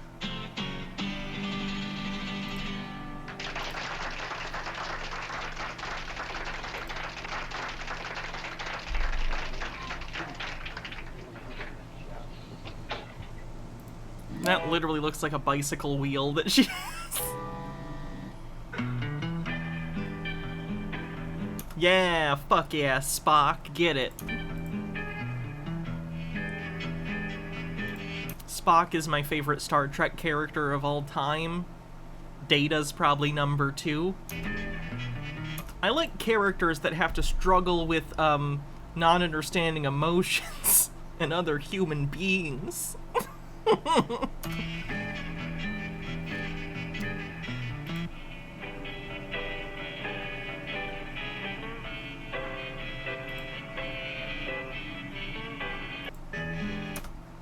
Mr. Whiskers with a link. Odo's good. I like Odo too. Odo is probably my favorite Deep Space Nine character. No, Dax. Jadzia Dax is my favorite Deep Space Nine character, then Odo. And you aren't yet diagnosed as autistic? I took a test, which says I probably am, but I've never had an actual diagnosis. My therapist thinks I am, though. What are you gonna do? What would be my ideal bridge of any and all Star Trek characters? Ooh. Can I get DMCA'd? I'll be fine. I'm just not going to monetize this video. They're okay with using clips and stuff like this as long as I'm not watching full episodes and I'm commenting on it. It's fine. Their big issue is just if you like full-on show full episodes of things. They might take share ad revenue with me, but that's not a big deal. I'm not doing this stream for money. I'm doing today's for fun. But anyway. You did that test you mentioned and you got a 135. Some things from my childhood make more sense. Yeah. To be clear, that test is not definitive. I don't want people to think like they can just take that test and know anything for sure. It's just a test. Ice Queen says, after season 3 of Picard, I'm all about 7. Oh, 7 of 9 is good. Oh, is this... we did Bilbo Baggins earlier. Okay, so my ideal bridge is gonna be... Captain Picard is the captain. Scotty and Geordi and O'Brien working... I know you said the bridge, but those 3 are gonna be in engineering. Wesley, too. Fuck it. Throw Wesley down there. The doctor will be the medical guy. Who else do I want on the bridge? Okay. Picard, 7 of 9, Data. Can I pick Tasha Yar? She's dead. I'm gonna say Tasha Yar. Spock as the science officer.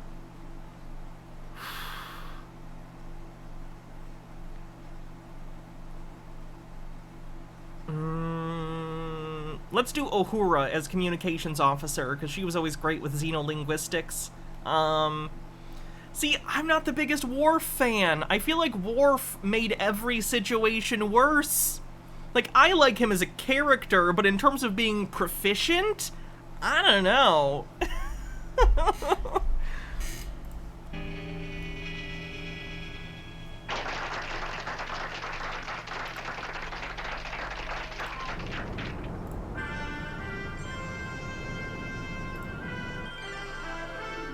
What do you mean, which Data? Oh, like Data, original Data from TNG, let's say circa... Let's say after he gets the emotion chip. Because I think that helps. Odo should be security. That makes sense. Fuck Riker. Riker's redundant.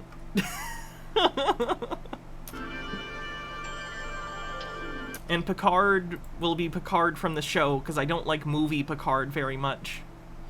I'm familiar with the Worf effect. I know that he was a character device to show, like... It's almost a paradox in that Worf was supposed to be the tough character. So to show that the threat of the episode was a threat, they'd have it beat up Worf. So you'd go, oh, they beat up Worf, and he's supposed to be, like, really strong, so that must be a threat. But the problem was they used that trope so often, you start to go, man, Worf doesn't win a lot of fights. Maybe Worf's a bitch. Maybe Worf's not good at this. And they often used him as a foil. Like, Picard is the, you know, diplomatic, thinks about it captain, and Worf is the opposite. So usually Worf will exist in a scene in TNG, at least in the early seasons, to go, we should blow everything up, Captain. Can we murder everyone? And Picard will go, no, Worf, we won't murder everyone. We'll try and talk. And that's his point, is to show that, like, Picard is a diplomat, not a shooty-shoot guy.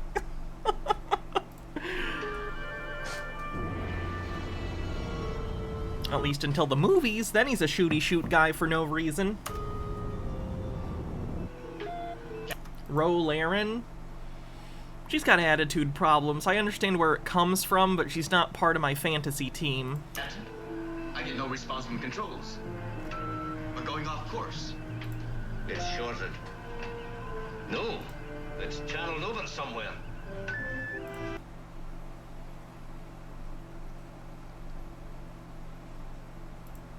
Oh, the Pike thing.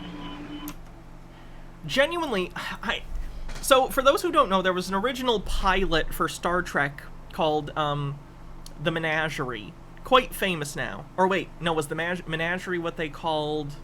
It was the Menagerie, okay. Which starred a different captain, Captain Pike, who's now been repurposed for Strange New Worlds, and it's great. The Cage. The Cage, was it called one of them's called The Menagerie and one of them's called The Cage because they repurposed the footage in the actual show and almost did like a flashback episode. Whichever the episode title's name is, I like that they took the unaired pilot and used that footage in the show. It gave a sense of world building. You know what I mean? You get the impression, oh, like, Kirk is not the first person who's been the captain of the Enterprise, and Spock was there before Kirk, you know? It gives a little bit of depth to what's going on in the universe. It doesn't just make it, oh, Kirk's always been the captain. Of course he is, because he's the captain of the ship. Plus, it's a really good two-parter for TOS. I think, is it the only two-parter in the original series? I genuinely don't remember, but it's a good one. All decks prepare for hyperdrive. There's Captain Pike after his accident. All decks are ready, sir. Engage.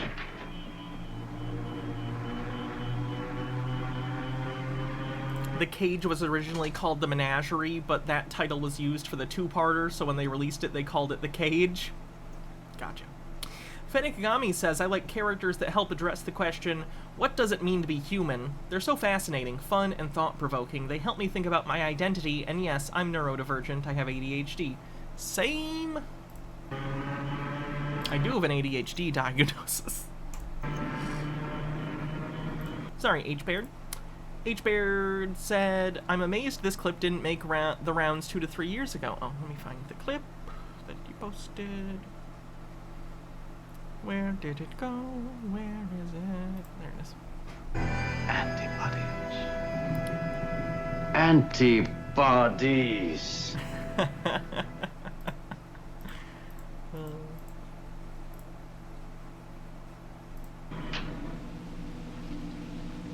Yep, Robert, wasn't it Robert April and not April Robert? I thought it was Robert April. He shows up for the first time in the animated series. Did I take my meds? No. I took them this morning, but I didn't take them at 5 when I was supposed to, so thank you for the reminder. I'll take it now.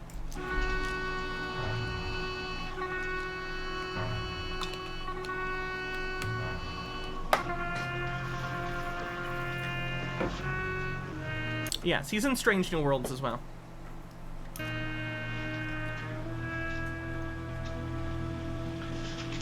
Commodore, don't you think that...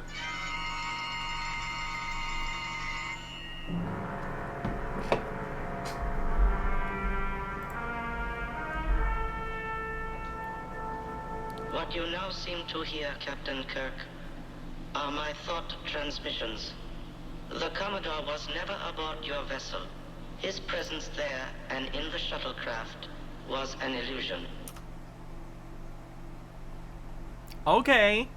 Mr. Spock had related to us your strength of will. It was thought the fiction... Oh, I love the vein. It's so good. They must have had someone off screen with a tube, like, blowing into it to get that pulsing effect. I love it.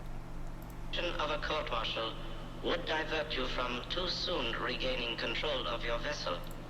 Captain Pike is welcome to spend the rest of his life with us, unfettered by his physical body.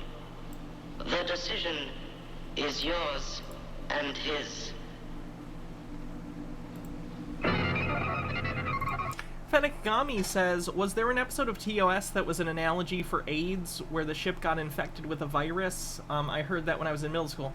Definitely not the original series, because AIDS wasn't really known about until the late 70s, early 80s, and even initially it was known as GRID, not AIDS.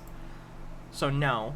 They might have had something about a different disease, but I'm not sure the episode you're talking about. It wouldn't surprise me if later shows, like someone saying Voyager, maybe Voyager did an AIDS episode. I don't remember.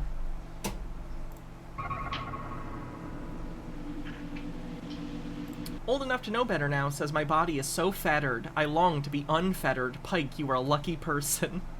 There was a thing in Enterprise? Okay.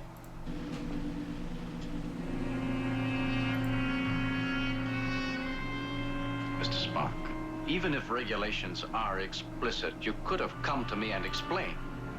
No, they'll either share revenue or demonetize and take all the money. I'll be fine. Ask you to face the death penalty too.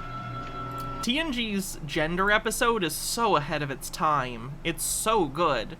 It's from the 1980s, and it handles trans issues better than, like, a lot of shows now. I'll definitely show that clip.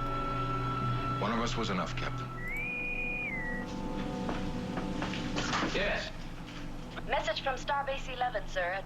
Received images from Talos 4. In view of historic importance of Captain Pike in space exploration, General Order 7 prohibiting contact Talos 4 is suspended this occasion. No action contemplated against Spock. Proceed as you think best. Signed, Mendez J.I., Commodore, Starbase 11.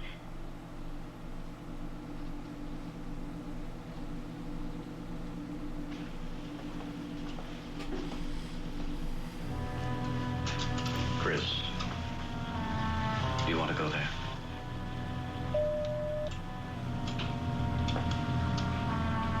Mr. Spock. What happened to Pike? There's a training exercise that goes wrong, and he saves some trainees from an explosion, but he gets caught in it. And this happens. It's explored in Strange New Worlds, because in Strange New Worlds, he has had a future vision because of a quantum crystal. Technobabble. That he knows this is going to happen to him in like 8 or 10 years.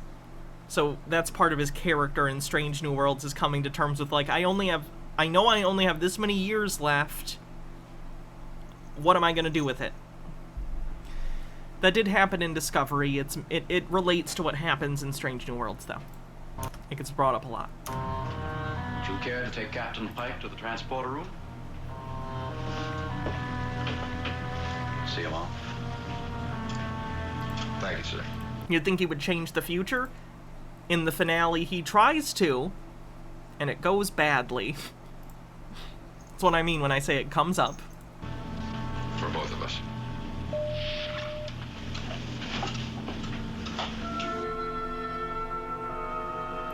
Mr. Spock, when you're finished, please come back and see me. I want to talk to you. This regrettable tendency you've been showing lately towards flagrant emotionalism. I see no reason to insult me, sir. I believe I've been completely logical about the whole affair.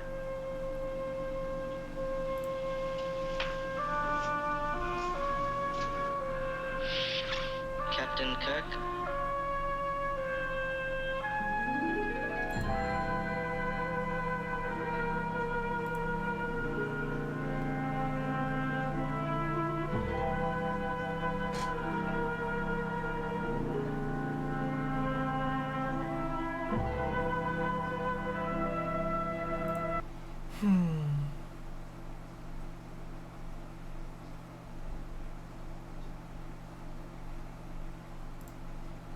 You listen to me, you pointed-eared Vulcan.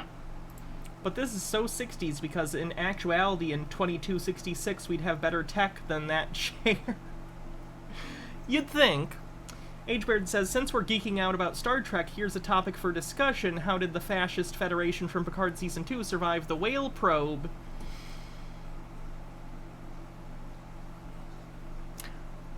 That's a good question. I don't know. I would imagine that the fascists could still figure out time travel like the original Federation did and still go back in time. They were probably just more violent about stealing the whales. I have to pee real quick. I'll be right back. I'll be back in like 1 minute. Don't go anywhere.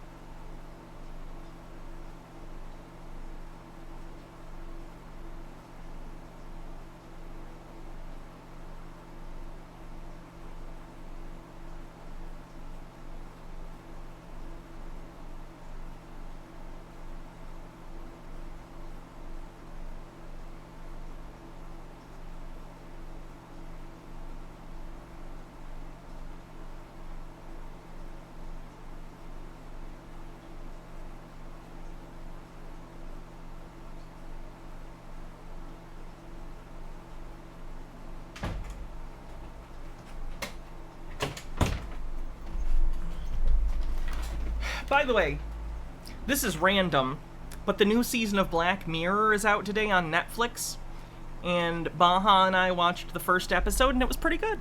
It was pretty good. I enjoyed it. Autumn Rain 87, thanks for 2 months. Appreciate the subscription.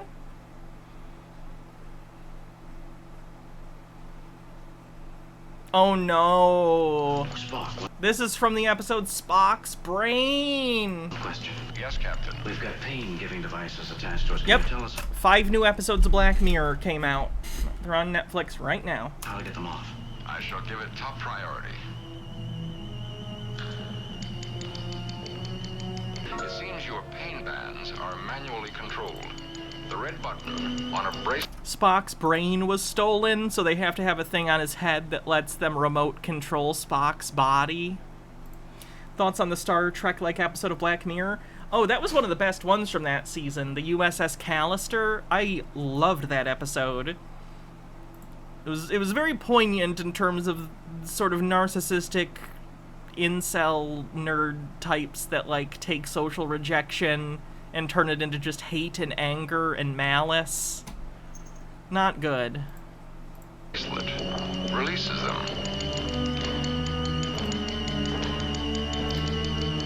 Remote control Spock. Keep concentrating, Spock. Keep concentrating, Spock.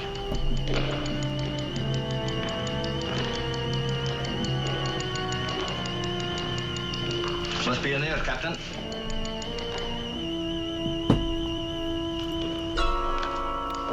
Brain and brain, what is brain?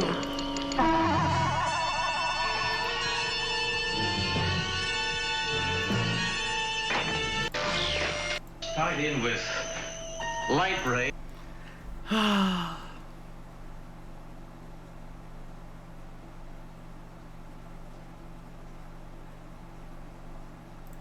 Is this part of the action? A piece of the action, sorry. How would I rank all the Star Trek show theme songs? Faith of the Heart, and then everything else is on the bottom. No, I like the original series theme song the best, honestly. Then probably Deep Space Nine, TNG. Discovery's actually okay, for the theme song's pretty good. Strange New Worlds is good too.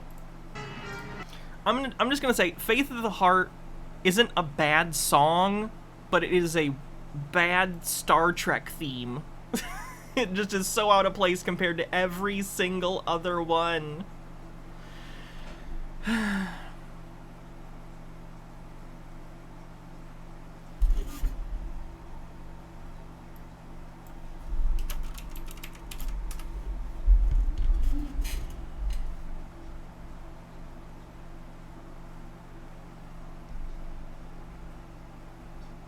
The original series with the ooze or without? What do you mean? The ooh. Because I like that. That is a good Star Trek speech from Kirk. We'll all be deeply involved.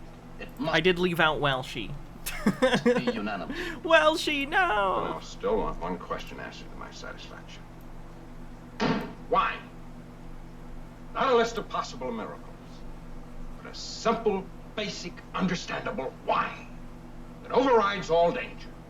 And let's not kid ourselves if there The TOS theme has lyrics. I think I've seen them, and they're bad. is no potential danger in this. They used to say that if man were meant to fly, he'd have wings. But he did fly. He discovered he had to. I don't believe we can stop. In fact, through all our existence, the frightened and faint-hearted have been warning men not to push any further, not to learn any more, not to hope, grow, and exceed themselves. I don't believe we can stop. I don't believe we're meant to. Do you wish the first Apollo mission hadn't reached the moon? Or we hadn't gone on to Mars and then to the nearest star? That's like saying you wish That you still operated with scalpels and sewed your patients up with catgut like your great-great-great-great-grandfather used to. I'm in command. I could order this. But I'm not. Because Dr. McCoy is right in pointing out the enormous danger potential in any contact with life and intelligence as fantastically advanced as this. But I must point out that the possibilities, the potential for knowledge and advancement is equally great. Risk, gentlemen. Risk is our business.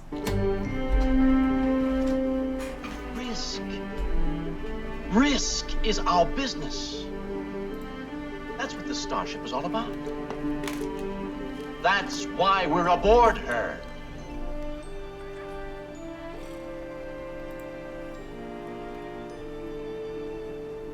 You may dissent without prejudice. Do I hear a negative vote? Yeah, I'm out. Fuck this.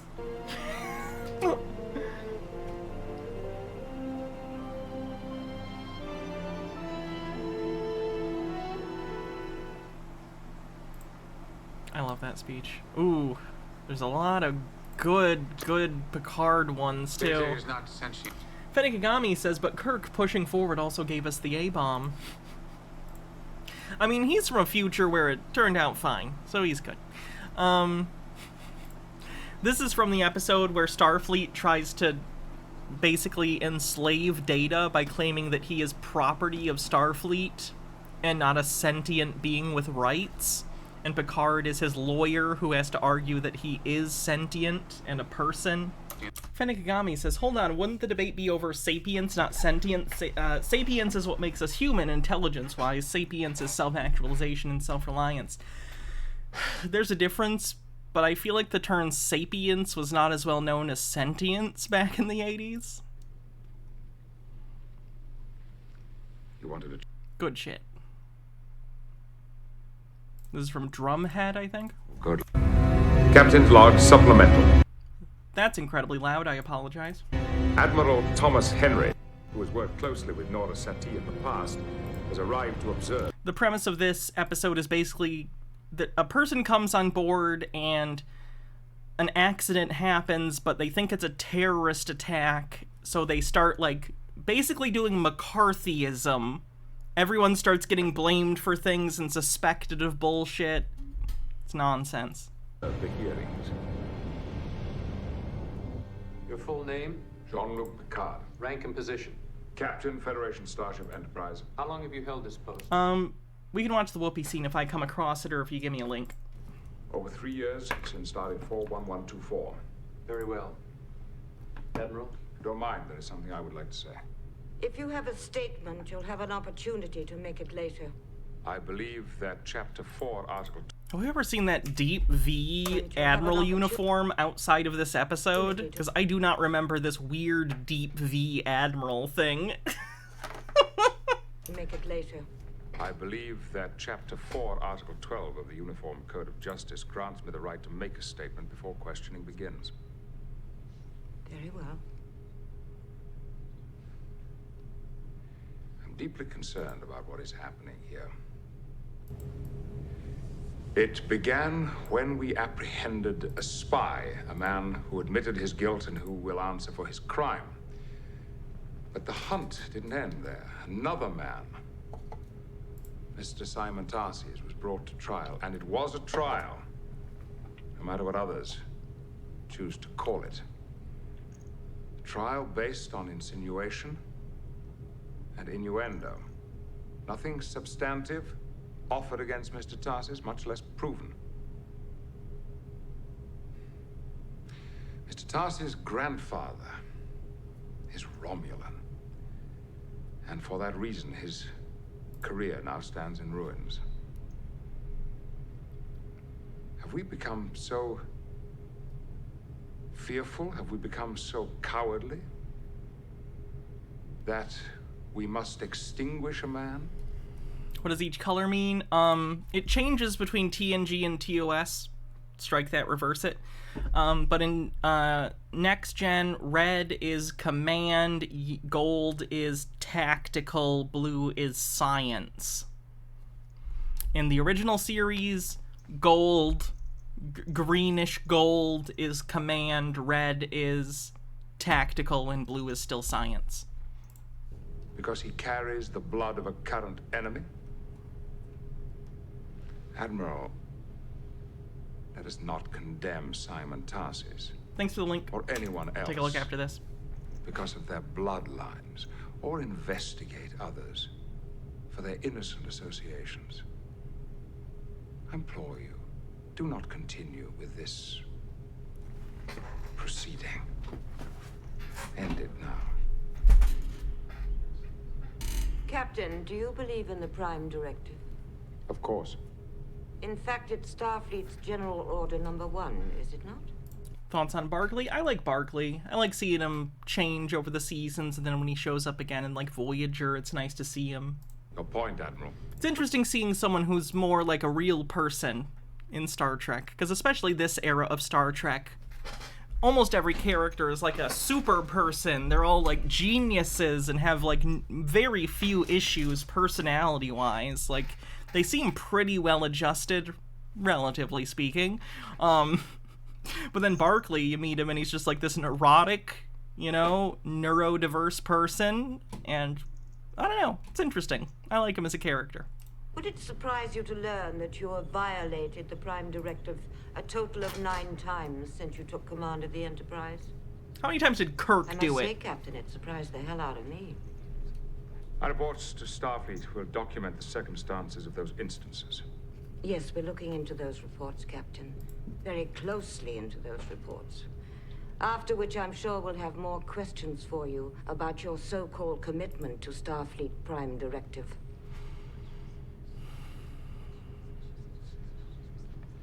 Captain, thoughts on Deanna Troi? She was written poorly a lot of the time. And I don't think it's Maria Sirtis' fault necessarily. Wait, was that Maria Sirtis? Is that her name? Whatever her name is, who plays Troi. I don't think it's her fault, but I think a lot of the time they wrote her not so great. Could you tell us just what happened on Stardate 44390? I beg your pardon? Let me refresh your memory. You were transporting a Vulcan ambassador to Pell.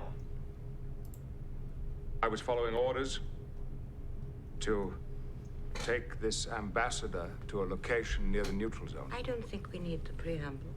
Yeah, she's a terrible counselor. She gives people terrible counseling advice. In fact, she was not a Vulcan at all, was she? Gnome Pickle says, Troi was woefully understaffed, honestly. She should have had a department with the amount of people on board and the high stress level of working on the bloody flagship. Yeah, that doesn't make sense. She should have had a department maybe not as big as, like, Beverly Crusher's medical division, because that's used for, like, emergencies when the ship is under attack. But there probably should have been at least 5 therapists on the ship, and she should have been, like, the head counselor. She was a Romulan spy. That's correct. A spy whom you were delivering back into the hands of the enemy. Tell me, Captain, when the deception was revealed and she stood proudly on the bridge of a Romulan ship, did you make any effort to retrieve her? No. No. Even though you knew she carried Federation secrets that she'd been accumulating for years. The Enterprise could have been captured by the Romulans. Captain Picard did the only thing he could. Really, Lieutenant? And where were you when this traitor was on board the Enterprise? Where was ship security? Don't you think it's questionable judgment, Captain, to have a security officer whose father was a Romulan collaborator? Lieutenant.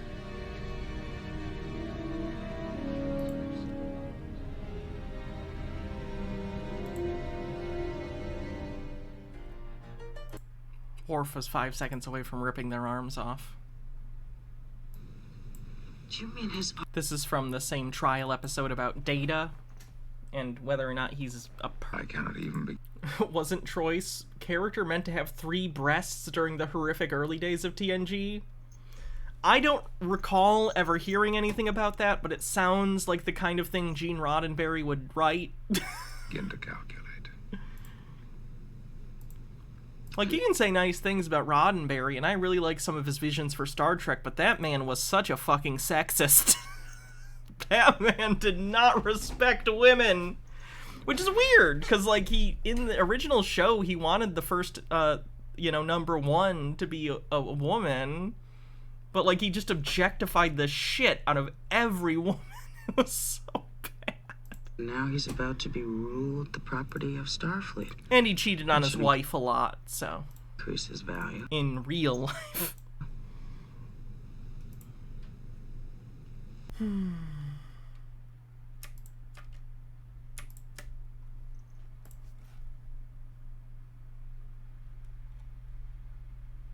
Oh, yeah. When he has his daughter, Lal.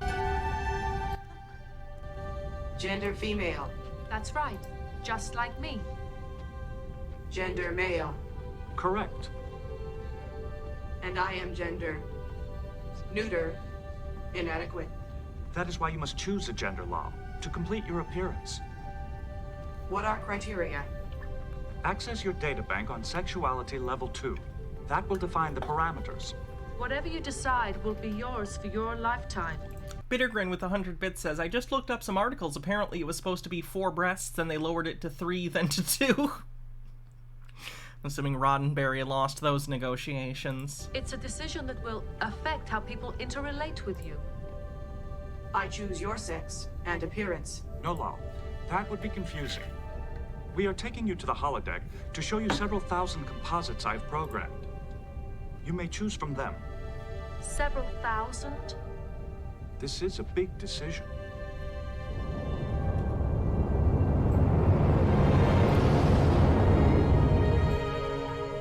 Counselor. Lal has narrowed the choices to 4. Would you like to see? Yes, of course, Data. Computer. Lal gender sequence finalists. Begin. An Andorian female. Interesting. You'll be the only one on board the Enterprise, Lal. That could make socialization more difficult. A human male. Very attractive. There's no problem. What the fuck, Troy? Don't hit on my daughter. My son, I guess, in this hypothetical. What the fuck are you doing? Problem with socialization here. A human female. I like her. A Klingon male. A friend for Worf. They're all very interesting. McPlatypus says, wait, do we just have to get conservatives to access sexuality level 2 to fix the current gender wars? How do we accomplish this? First of all, we need a starship. Do you have a favorite? Yes, I have chosen.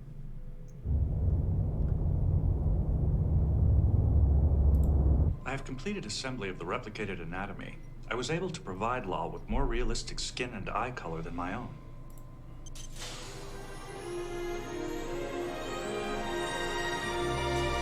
Congratulations, Data. It's a girl. What does God need with a starship? He just wants to hang out. This is home, Lal. Home. Place of residence. Social unit formed by a family living together. Yes. We are a family, Lal. Chair. Oh yeah, I forgot about these. Thank you. I love you too. By the way, chat, I got a new headset thing for hats off. What's that? That's probably incredibly annoying, isn't it? Ooh, that might be an epilepsy problem for people. There we go. I can do it solid. You get it. I'll try and make sure I don't let those blink on stream. I don't know if that'll trigger anyone's photosensitive epilepsy. To sit in. Sit. Hats off. I'm gonna guess you want me to put on the thing I just showed. New Year's? Okay. painting.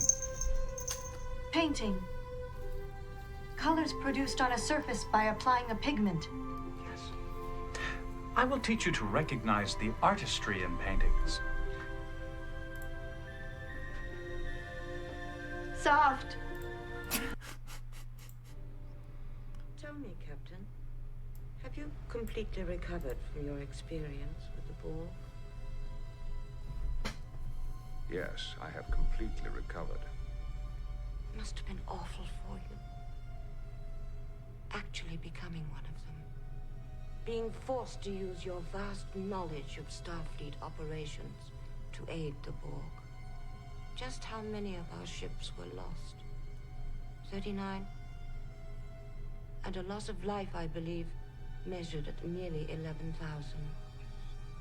One wonders how you can sleep at night, having caused so much destruction. Wasn't his fault. I question your actions, Captain. I question your choices. I question your loyalty. You know, there are some words I've known since I was a schoolboy. With the first link, the chain is forged. The first speech censured, the first thought forbidden, the first freedom denied, chains us all irrevocably. Those words were uttered by Judge Aaron Satie as wisdom and warning. The first time any man's freedom is trodden on, we're all damaged. I fear that today... How dare you! You who consort with Romulans, invoke my father's name to support your traitorous arguments. Jesus Christ. She maybe has some issues, you think?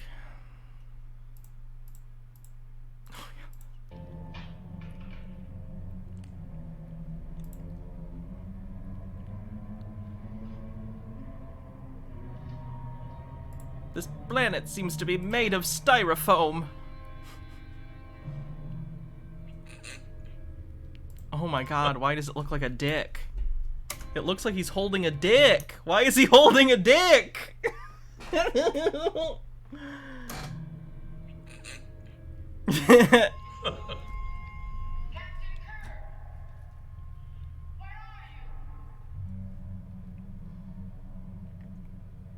All right then. Cool beans.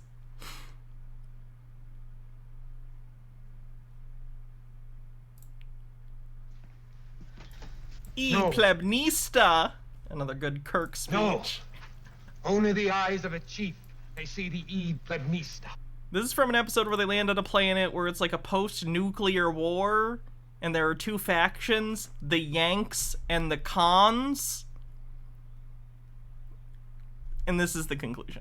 And they have this sacred document that only the like high priest is allowed to read. It's in this box. This was not written for chiefs. What you mean not written for chiefs? Of course there is for Chief Wilson. Hear me. Hear this! Among my people, we carry many such words as this from many lands, many worlds. Many are equally good and are as well respected, but we're... I honestly think it's pretty ahead of its time that in the 60s they had the thought to have Kirk say, many are as good and well respected, and not just being like, America's always the best. Wherever we have gone, no words have said this thing of importance in quite this way. Look at these 3 words written larger than the rest, with a special pride never written before or since. Tall words, proudly saying, we the people. That what you call Id Plebnista was not written for the chiefs or the kings or the warriors or the rich or the powerful, but for all the people. Down the centuries, you have slurred the meaning out of the words, we, the people of the United States, in order to form a more perfect union, establish justice, ensure domestic tranquility, provide for the common defense, promote the general welfare, and secure the blessings of liberty to ourselves and our posterity. Do to ordain and establish this Constitution, these words and the words that follow were not written only for the Yangs, but for the Coms as well. The Coms? They must apply to everyone, or they mean nothing. Do you understand? I do not fully understand. One named Kirk. But the holy words will be obeyed. I swear it.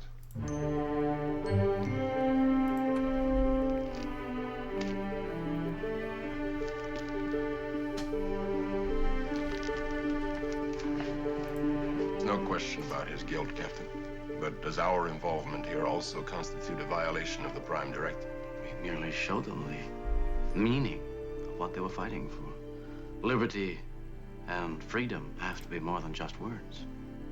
I don't think it's cringe. I understand that, like, a lot of American shit has been completely fucking destroyed by right-wingers, but, like, the Constitution was a quite progressive document for the time.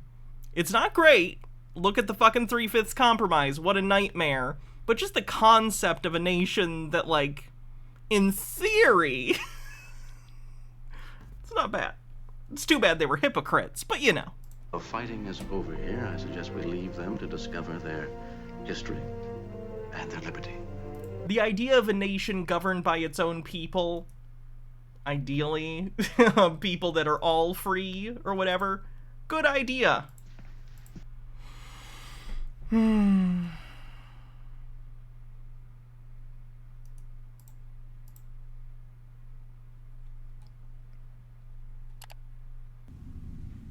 What do you want? Am I disturbing you? Yes. Then I will leave. No, wait. I'd rather talk to someone.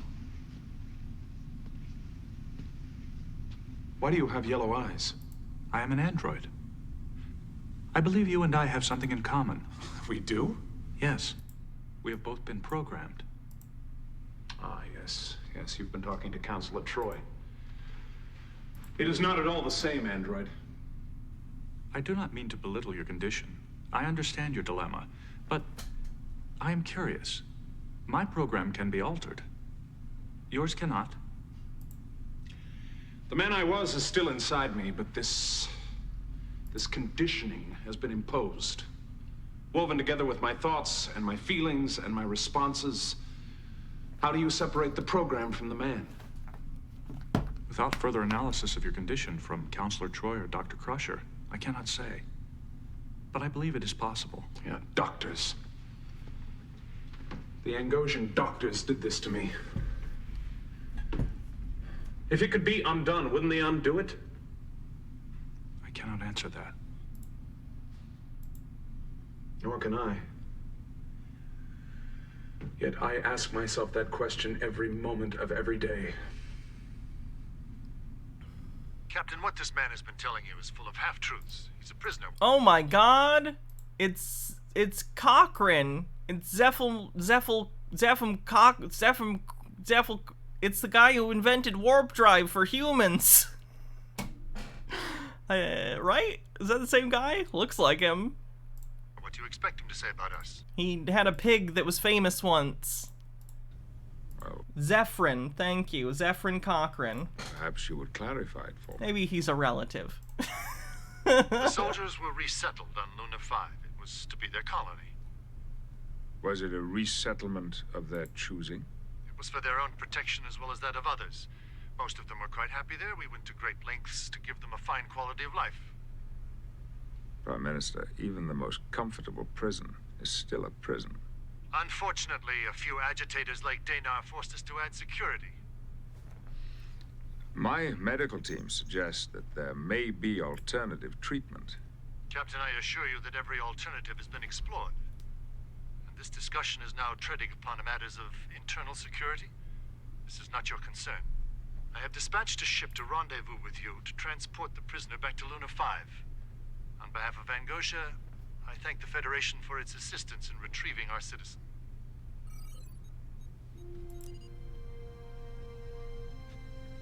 Matter of internal security. The age-old cry of the oppressor. Were you built for combat, android? No, but my program does include military strategy. That is how I was able to anticipate your final tactic and capture you. You did that. Perhaps you would be better at combat than you think. Except that I am not programmed to kill. My improved reflexes have allowed me to kill 84 times. And my improved memory lets me remember each of those 84 faces. Can you understand how that feels? I am incapable of any feeling. Why, then I envy you.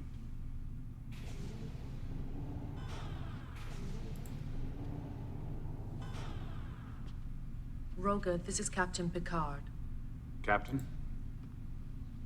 Mr. Dana, I'm transferring you to Angosian security. They're en route. They will arrive shortly. I wanted to tell you, I have no choice. The Prime Minister insisted, and we have no right to refuse. Well, you would be foolish to consider it otherwise, Captain, for they are very correct. I am dangerous. There is no place for me in a civilized society. I do not believe that. Nor do I. Oh, yeah. The Inner Light. That's a great episode. I respect my officer's judgments. I wish I could help further. For where peers, I will. I appreciate you telling me that face to face. I thought you deserved that much. And you deserve to know that I must use whatever means I can to escape. Captain, the Angosian transport vessel has arrived. Inform them the transport will take place shortly. Picard out. Mr. Data to the bridge, please. H-Bear, thanks for gifting Android. 5 Tier 1 subs. Thank you very much. I enjoyed our talk. I too.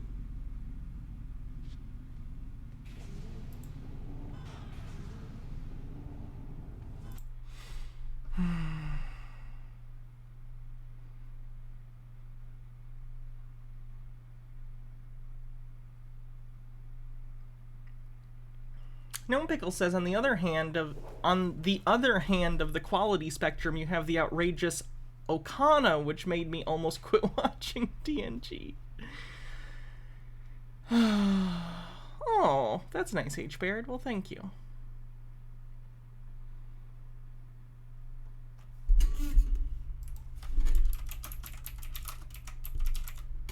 No.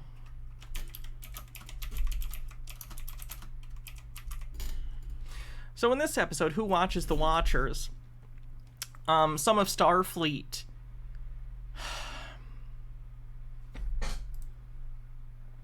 me see, is this the right one?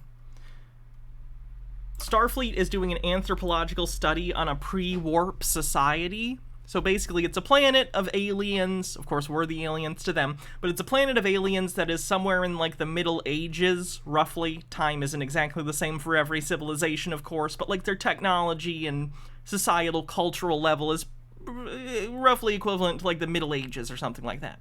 Right? Though their species, their culture doesn't have religion anymore. They don't believe in, like, the supernatural. They're proto-Vulcan. Thank you. They're Vulcan. It's like what's the word I'm thinking of? Humanoid. They're Vulcanoid. They're Vulcanoid creatures. Middle Ages if everyone was atheist. Good way to put it. Anyway, Starfleet are watching them from a mountain that they have carved a little bit out of, and there's like a, you know, monitoring station there, and it's hidden with like a hologram or something. Anyway, they get seen at some point, and this woman believes that they're gods and starts a whole religion. It's really fucked up. Anyway, Picard brings her onto the ship in order to explain to her, hey, please stop spreading that you think we're gods. We are not gods. You've shown me wonders I could never have imagined, and I am grateful to you beyond words. Might I request something for my people? You are indeed a leader. You've shown me such generosity. Ice Queen says in Discovery they revisit the Middle Ages planet Enterprise visited. I don't even remember that. I remember Enterprise very little. That and Voyager are the ones I remember the least. I wish... Yeah, basically a cargo cult. This is kind of a cargo cult. my people could share in it. 6 Mintakans died in a flood last winter. 4 of them children. Would you bring them back to life? That is not... She says this because earlier someone was gravely injured and they were able to help that person with advanced medical technology, but she doesn't understand that it's not infinite. It still has limits. In my power. Why? You restored Liko's life. Did the 6 who were killed offend you in some way? Did I offend you? Should I have ordered the death of Troy? Please. You must tell me if there's anything I can do to change your mind. I failed to get through to you, haven't I? Despite all my efforts.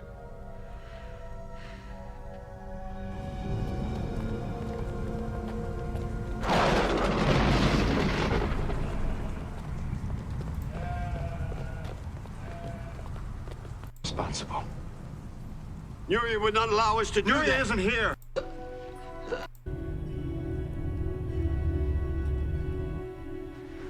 Oh yeah, in order to get her to understand they aren't gods, he makes her watch someone die.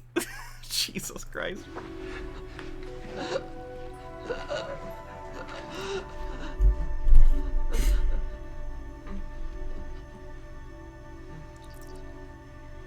Crusher to Picard.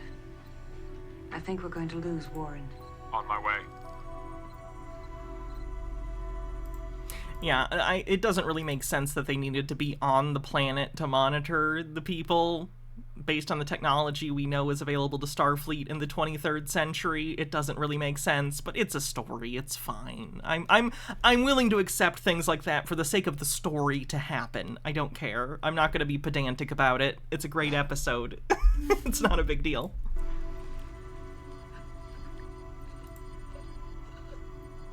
I'm here, Mary. I'm sorry, 24th century. The 23rd century is... Wait, is Kirk 22nd or 23rd? Early 23rd? And this series is late 23rd? No, late... Because this is like the late 23rd century. Which century was Kirk? Because it was like 80 years later or something like that. Almost a century between the shows. Pair 2 cc's of Nora. TNG is 24th, Kirk is 23rd? Okay. Kirk's mid-23rd, TNG is, I guess, also mid-20... TNG is 24th, and then recently in Picard, it's like the early 25th century, I want to say.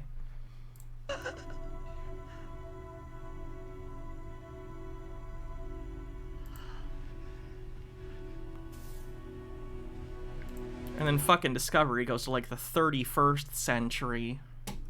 And I don't really like Discovery's version of the future of the Star Trek universe. I don't like the 31st century or whatever it is in Discovery. It's not interesting to me. Like, everyone has personal transporters where they can just teleport anywhere, anytime. Like, not interesting. The burn is stupid, too. I hate that. I hate it. I understand that civilizations rise and fall, but, like, the idea that basically the entire galactic civilization in Star Trek sometime in, like, the 28th century just gets fucking destroyed? That sucks. That sucks, and I don't like it.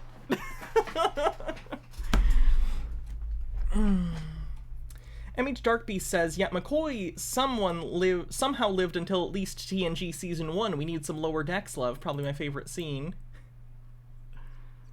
Hold on, we'll play that after this other clip we were doing.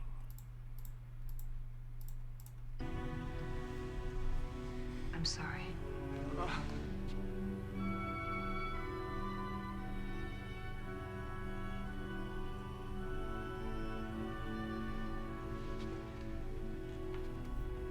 H-Beard says, TOS was 2266 to 2269, literally 300 years later than the viewers. TNG era was 2366, whatever. TNG was 80 years after the movies. Okay.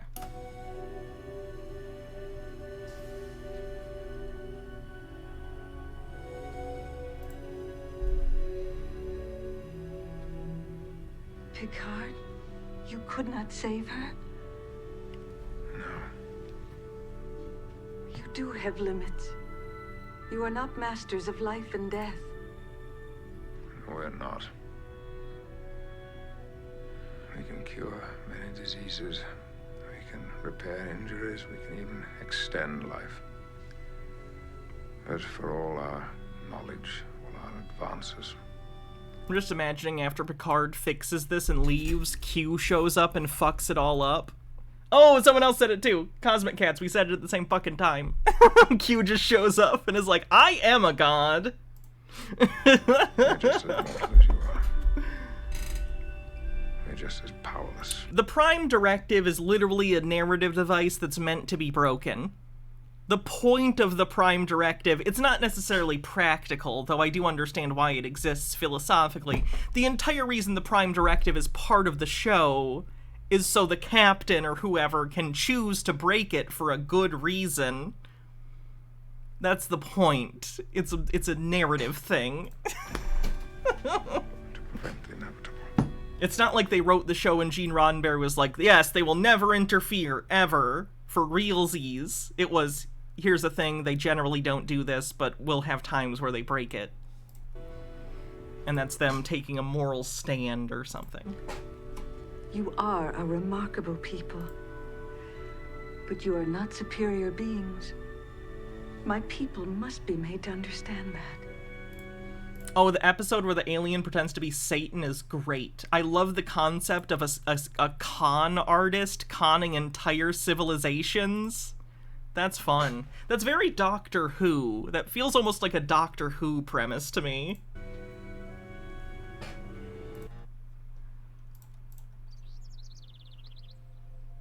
Boimler meets Captain Sulu. Oh, interesting. I've not seen season 3 of Lower Decks. I'm planning on watching it. I know there's a crossover with Strange New Worlds, so I gotta catch up on this. Where am I? Mariner?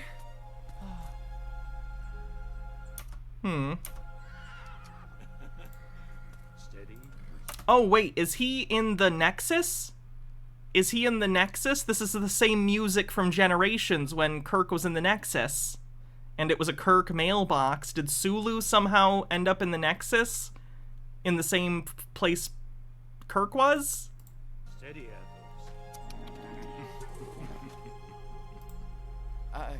Captain Kirk? Oh my, no. It's Captain Sulu. Oh my gosh, Captain Sulu. Even better. Sorry about that. The mailbox said... I took this place off Kirk's hands. He had to go and time travel, or who knows what. The man... Oh yeah, this is absolutely the Nexus. Like, even if he's passed out and that's how he got here, the music, the location, it's all clearly supposed to be the Nexus from Generations. That's interesting. Never relax. What is this place? Pretty nice spread, right? There's even a hot tub in the back. Is this heaven? The afterlife? The Nexus? It's Idaho. Okay, they lampshade it. Would you like to feed the horsey? Sure. I don't think they destroyed the Nexus in Generations. I didn't program any of this. I was in the holodeck trying to find meaning in the randomness of death, but I just made a fool of myself. Brad, I've lost many friends. For those who haven't seen Star Trek Generations, the Nexus is basically a spatial phenomenon that if you enter it, you enter sort of a dimension that's entirely thought. So, like, all your dreams come true. It's like space heaven, basically, yeah. You'll live forever as this, like, being of pure thought in whatever locations, with whatever people your mind can think of. Some heroically, some tragically. The randomness of death is merely a reflection of the unexpected joys we find in life. So if I spend my life worrying about a meaningless death, I'll never find joy? I literally just said that. Sorry. Kirk was born in Iowa. He just works in space. Star Trek 4. Thanks, Captain Sulu. I think I can live with that. Happy to help a fellow Starfleet officer looking for answers. Oh, great, awesome. So, can I ask you what it was like working with Spock and Uhura? Was it weird using the crystal buttons on the Enterprise? Oh, did you practice daily with the sword? I'm kind of a sword guy myself, so... The horsey's going to bite you now. What?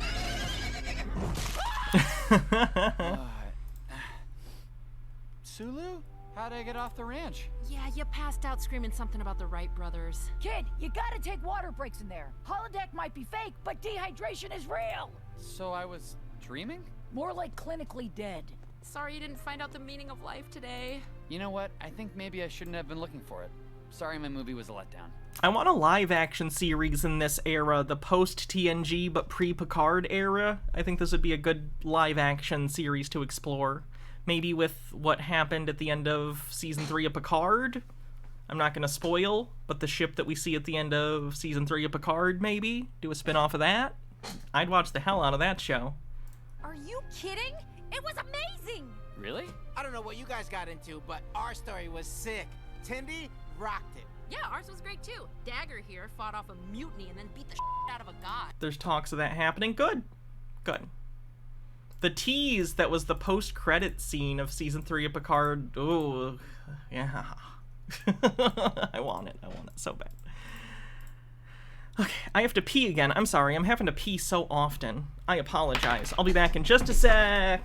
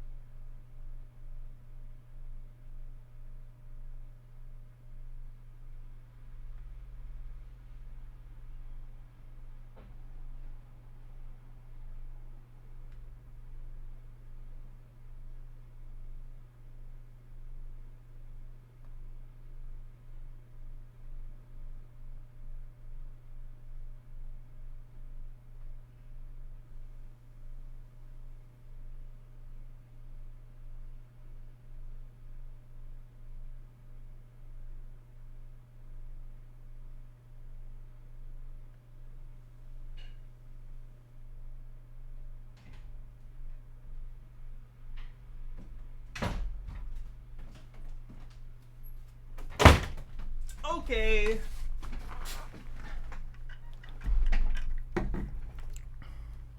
Yeah, it's probably a time travel thing with the crossover with Strange New Worlds and Lower Decks. It's weird seeing animated characters in live action. Let me actually show you. Strange New Worlds, Lower Decks.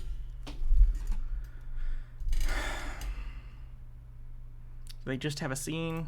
Surprise! We know that the Lower Decks people are coming in for this epic crossover, which sounds bananas. I know there was a part in the trailer. Here's just the trailer for Strange New Worlds Season 2, which again, the first episode of Season 2 came out today. If you need to watch Season 1, it's on YouTube. Check it out. I need to say this because I can't state it enough. I feel like people aren't going to listen to me. Listen, if you're a Star Trek fan, a fan of classic Star Trek, and you don't like Star Trek Discovery, and if you don't like Enterprise or Discovery or Picard, though Season 3 was pretty fun, but full of fan service, Strange New Worlds goes back to the optimistic world of, like, the original series. Okay? So if you want fun, episodic, like, each episode's a new story, there is generally an overarching, like, season thing, but it's not like every episode is continuous, right? It's still episodic. This episode we're on this planet. This episode we're on a different planet. Just like the original series in TNG. Please watch Strange New Worlds if you like Star Trek. We finally have a good Star Trek show. I like Lower Decks as well, but it's different. This is more like a real live-action Star Trek show. Please, for the love of God, watch it. If you can't do the streaming service, I understand. I totally get that. But if you can, watch it. It's so good.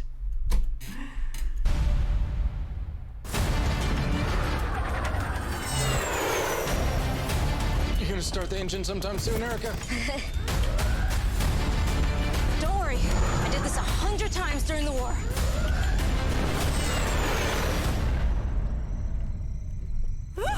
And also, I like the characters. I think something the Discovery show was maybe missing was more focus on the secondary characters. You know how in the original series, and definitely in TNG, there are episodes that kind of focus on a specific side character that fleshes them out. Strange New Worlds does that.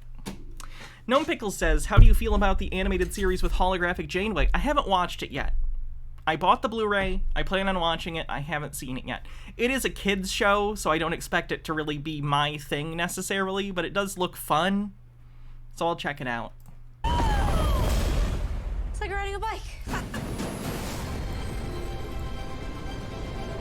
I sense a tension. That's Uhura. If you haven't seen the show, Uhura's in it as a younger person, so Spock. Feeling that something's in the air. Oh my god. It'll be my thing? Okay. I don't have the Janeway hate a lot of other people have. Like, I get it. She's a very flawed character, and I don't agree with everything she does. She does stupid things sometimes, or things that I'm like, that's over a line.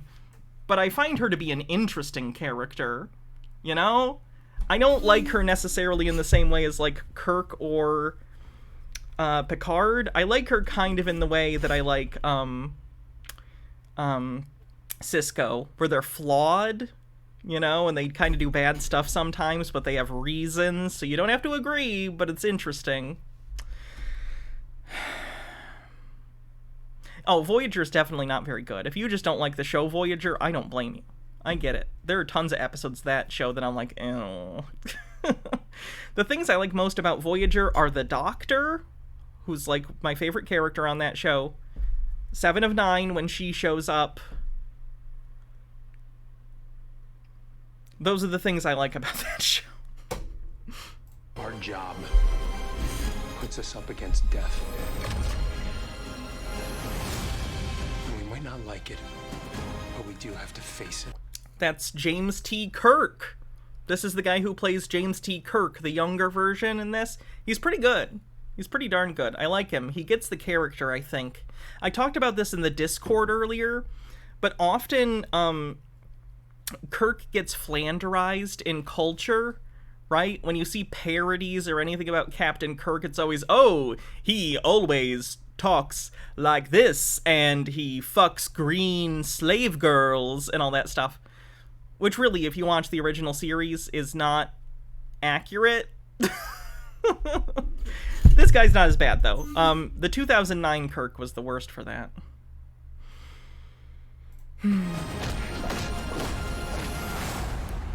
Hold on to your saddles. We are explorers. Kirk's lady was the Enterprise. Kirk was absolutely in love with the ship. I think it broke his heart having to destroy it. It's easy to forget how awesome. Was that in Wrath of Khan? Which was it? Star Trek 3? He had to destroy the original Enterprise, right? That's Star Trek 3, I think. That is. Was it? No, it wasn't 2, because Spock sacrificed himself to save the ship in 2, so it had to be 3. That's the mission. It's what we love most. Ooh, Klingon blood wine. I have this crazy theory. I love a crazy theory. What does this mean? I don't know. Shut up.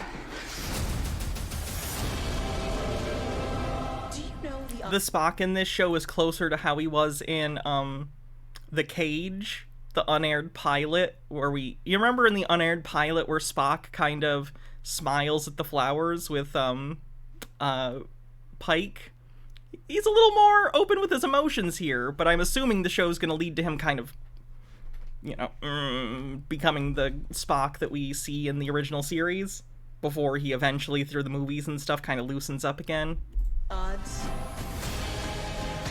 of all of us being here at this time? It's improbable, and yet here we are, together. I want to see Kirk, this version of Kirk, interact with Spock so badly. I want to see them meet for the first time. Surprise! There they are, the animated characters in live action. It's interesting, because you don't notice that he has purple hair so much in the animated, because people tend to have crazier hair colors in animation, but then you see it in live action, you're like, oh my god, Boimler has purple fucking hair. That's cool. You think he loosened up when he melded with Spock? Spock loosened up when he melded with Spock? What? Surprise! Yes, they're played by the same actors too, which is nice. Kirk, gotcha.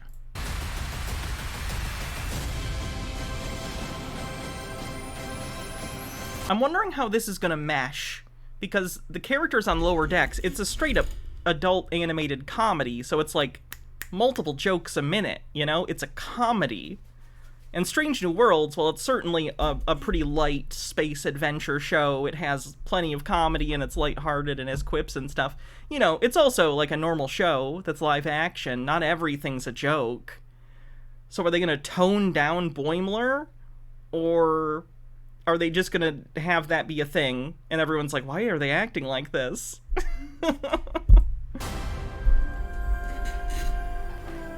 Live long and prosper, Mr. Boimler. You also live and... The Lower Decks uniforms look great in live action, by the way. They look so good. Let me show you some Strange New Worlds clips to see if I can get you to watch the show. Episode 1 had a good one, where he gives a speech. Kirk tells Pike about himself. It's kind of funny.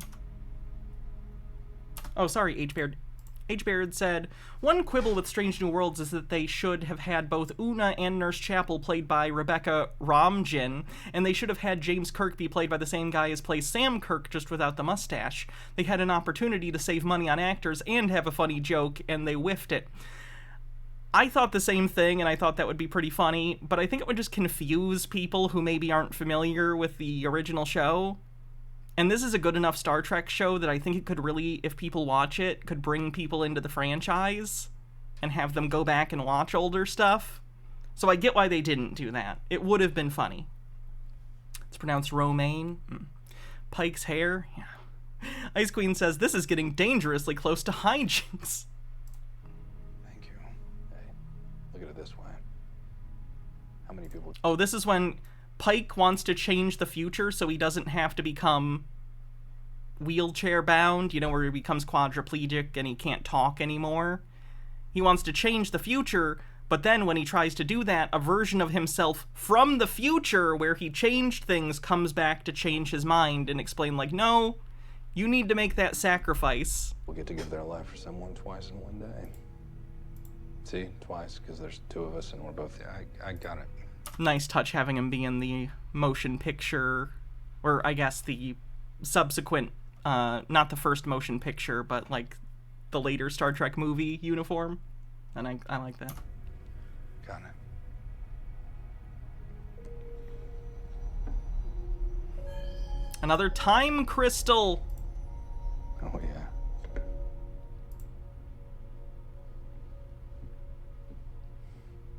Come. Not interrupting, am I? This is Kirk. No, not really. I'm just, talking to myself. Fancy a drink? Oh yeah, the motion picture uniforms are terrible. I'm so glad they changed them in the rest of the movies. They look so bad. Sure. I think they got changed mostly because they were uncomfortable for the cast, too, which I'm glad... I mean, I wish they weren't uncomfortable, but it got them to change them, which is good. Because I honestly think the movie uniforms from Wrath of Khan forward age pretty well. Like, it still looks like, okay, maybe in the future I could see this being sort of a uniform for an organization. But the ones from the motion picture are so 70s. They're so bad. They're so dated looking. You know, I don't know how to feel about time travel in Star Trek, though. They already opened that can of worms in older seasons. I mean, God, when was the first instance of time travel in Star Trek? Was it that backdoor pilot episode for whatever it was? Hold on. Time travel in Star Trek. Oh yeah, City on the Edge of Forever. Duh, with the Guardian of Forever. I fucking love the Guardian of Forever. What a fucking mensch. I love him. I think I'm completely fine with Star Trek doing time travel, because they've done it well many times, but it's not always good. It's not always good. The episode that was the backdoor pilot to Adam 7 is pretty bad, but like Star Trek 4 is great. I don't know. City on the Edge of Forever is considered one of the best episodes of the original series, you know? I generally, on the whole, like the time travel episodes, but they aren't always perfect. Deep Space Nine had a good one, too. That was pretty fun, where they went back in time and, like, a computer mogul, who I'm not sure if he was supposed to be, like, Bill Gates or Steve Jobs, maybe both, stole technology from the future. That was pretty good. The first time travel episode was The Naked Time. Let me see. I don't want to even Google that. I'm afraid Star Trek Rule 34 is going to come up. Dungeons & Dragons show trailer? Ooh. Let's take a look. Oh, you're right. That is Voyager. What was the Deep Space Nine Oh, Trouble with the Trials and Tribulations. That is a great episode, and it's fun because they go into original series. Oh, mountains framed in shadow. The Temple of Wraiths atop Mount Basira is said to contain an entrance to the underworld. The goddess of death. Oh, it's a game with, is it all drag queens? That's fun. Don't forget the Bell Riots episode of Deep Space Nine, yeah. Ice Queens, oh, that was Voyager. Deep Space Nine is the Bell Riots that take place next year. Yeah. Boons to those travelers and heroes brave enough to find her lost kingdom. What's boons? What's boons? A boon is a wish. Okay. Grants wishes. I'm laying it on thick. Hold on, let me take these notes down real quick. Dimension 20's fun. I've only seen clips, but the episodes I've seen, or the clips I've seen, were good. Y'all like this Star Trek TikTok? Let's find out. Engineering here. There's a subspace anomaly, dimensional rift. We got a matter-antimatter integrator to fix. The EPS conduits are smoky as hell, and we're venting plasma through the forward nacelle. We found theta radiation in our variant sweep, and there are tachyon emissions in Cargo Bay 3. Recalibrate deflectors, clean the sensor array. Jet is in the waste from the deuterium banks. And will someone give the captain a new status report? We got an unknown vessel. I love patter songs and quick raps. I love that shit. On an intercept course, gravimetric flux knocked the manifolds loose, and there's an alien intruder in the Jeffries tube. And I really can't wait till the next shore leave. I'm gonna spend 5 days on Horizon Beach, but I'm stuck in engineering with this broken warp drive because it's just another day on the Enterprise. That was good. That was very good. I enjoyed that. Alright, sorry. Back to the scene with Kirk and Pike. Do I like playing FTL? Which game is that? FTL. Oh, yeah. I did enjoy it. I wish it would come out for Nintendo Switch. It seems like the perfect Nintendo Switch game. I have a different game on Switch that's a similar, like, strategy game where you're traveling and sometimes you'll get attacked, but instead of being in space, it's on a deserted... It's like a post-apocalyptic Earth, and you are, like, a community of mice that build sort of like a sand crawler from Star Wars, basically. And it's the mice traversing these, like, desolate deserts of the dead Earth, trying to survive and find a better place to live. It's a good game. I enjoy it. If you like FTL, you might like that. Let me see what it's actually called. Mouse, game, Switch, strategy. Let's see if this comes up. Images. What is it? Oh, Of Mice and Sand. That's what it's called.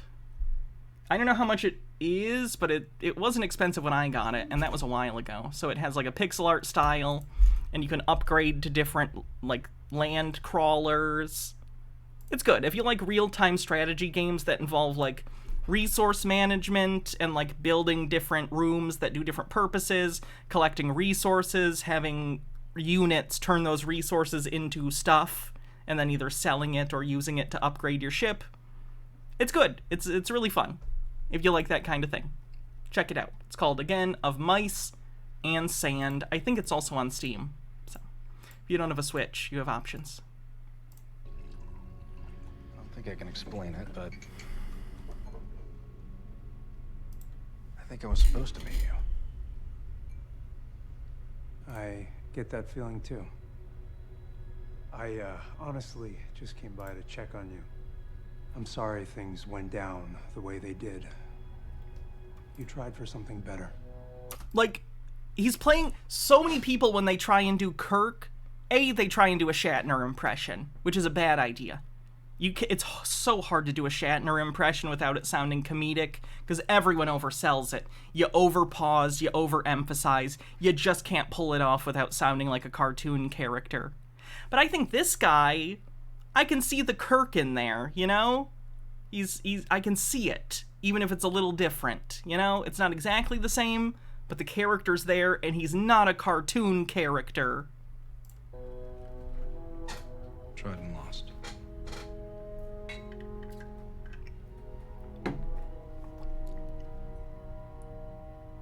Did it ever occur to you that sometimes you can't avoid a fight? If you had just chased that Romulan ship from the get-go and taken it out, maybe none of this would have happened. In this episode, he goes to an alternate future where Pike is still the captain of the Enterprise during the TOS era, and Kirk is not on board, and Pike fucks up the Romulan situation really bad. And he realizes, I basically need to die so Kirk can be in charge of the Enterprise. Because he's what's needed here, not me. You're a good captain, Jim Kirk. And also, he saves a lot of people's lives when he sacrifices his own, so. Enterprise would be lucky to have you. You thinking of retiring? Oh, no. No, not yet. So, come on over and have a seat, Captain. Tell me about yourself. Kirk mentions he only met Pike when he left the Enterprise. Will they retcon that in Strange New Worlds since this is an alt timeline event? I'm not sure. I know Kirk is supposed to show up in 2 episodes this season of Strange New Worlds. I don't know if they'll just avoid having him and Captain Pike meet. That makes the most sense to me. He'll just not have met Pike in the main timeline. I don't know, though. If they retcon it, it's not a big deal to me. That's fine. Or do a stupid thing where he absolutely has an adventure with Pike, but then for some stupid reason his memory gets wiped because of some alien bullshit thing. Whatever they need to do to tell the best story, I don't really care. You can fudge it. I agree. I'm fine with lore being kind of tweaked and fudged as long as it is in the interest of telling a good story. Lore is there to serve story, not the other way around. I think you should stick to lore as often as possible because it creates a world with verisimilitude, whose rules you understand, and it helps you be able to kind of have a deeper connection to the narrative. But at the end of the day, if you can tell a better story by changing the lore slightly, you can do it. Timeless Child doesn't count because it's not a good story. Timeless Child is terrible. Where are you from? I'll just say this. Retcons, in and of themselves, are neutral. They can be good and they can be bad. Okay? Jason Todd being retconned to not have died. Good retcon. Bucky Barnes becoming the Winter Soldier. Good retcon. Timeless Child. Midichlorians. Bad retcons. Yeah, Chekhov remembering meeting Khan makes no sense. In Wrath of Khan, Chekhov is no longer on the Enterprise. He's in another ship. I forget the name of the ship he's on. Anyway, he meets Khan, and Khan recognizes... They recognize each other, Khan and him, Chekhov. But Chekhov didn't join the show until the season after Khan came on the ship.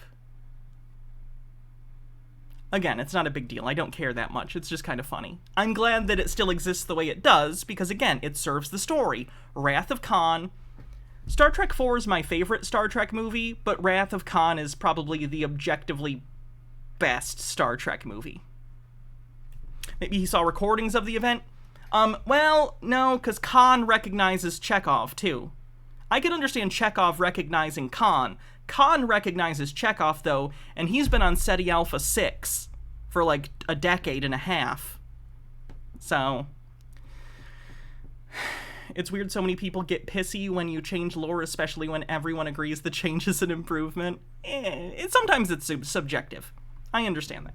But Gnome Pickle says, "Ah, my ear, I'm not supposed to get eels in it." I love those little creatures. They should bring those back again. I know they were in the 2009 Star Trek reboot, but fuck that movie. I grew up... I kind of, my headcanon was that he was on the ship, but wasn't on the bridge. But I don't remember if the first time Chekhov shows up if they say that, or if they say he's a fresh transfer to the ship. Chekhov was added because they wanted a character that, like, younger women would find attractive, and that's why he has a Beatles haircut. Because the Beatles were big, and that haircut was considered stylish at the time. They make no mention of his origin? Sure. I'm gonna say in another scene then they saw each other and Chekhov was just somewhere else on the ship. Fine. H. Baird says Walter Coing's explanation is that Chekhov was on the Enterprise, just wasn't shown, and that once Chekhov kept Khan waiting a very long time to use the bathroom. I accept it. In Iowa. My father, George, was first officer on the Kelvin before we... Oh, I guess I should say there's multifaceted. It was Chekhov because of Sputnik, in the sense that because he was Russian, originally the Chekhov character was going to be British. They changed the Chekhov character to Russian because of the space race and stuff like that. Ice Queen says, that was Final Jeopardy last night. Nobody got it, and it was that Roddenberry wanted someone from behind the Iron Curtain.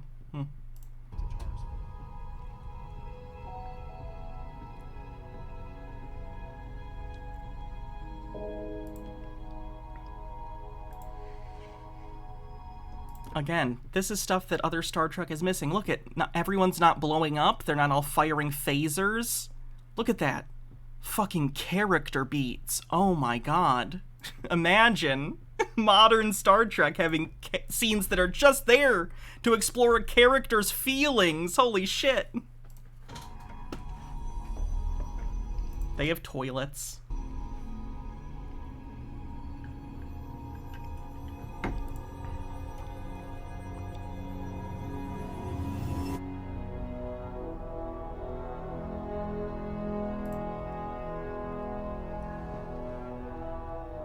Computer, delete file.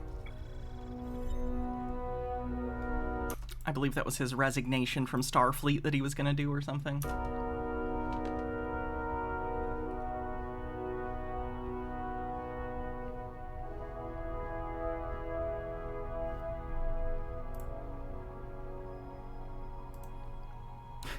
Young Kirk, 10 years earlier. Wow, he must just be like a cadet at this point, right? Come. Oh, it was warning one of the cadets from the accident. Sorry, it's been a while since I watched this episode. Thank you. Captain, am I interrupting? No. I'm very glad to see you. But you saw me only moments ago. Right. You left the briefing suddenly. It was uncharacteristic. Was it? But now your demeanor appears changed. Oh, I love Galaxy Quest. Tim Allen's a cunt, but that's kind of why he's the perfect person to play a Shatner-esque character. Galaxy Quest is great. Having heard the boy's name, I cannot help but wonder if this pertains to your future. Let's just say I think the universe is telling me that some fates are inescapable. And even if I could get out of mine, it might just fall to someone else. Someone you know? Yes. Is that why you are very glad to see me?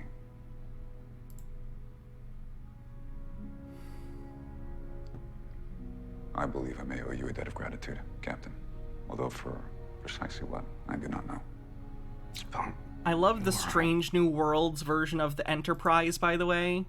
Like, it still looks, yes, this looks, I can see that it still looks like the original series Enterprise, but just with a higher budget. Like, I like it. I like it a lot.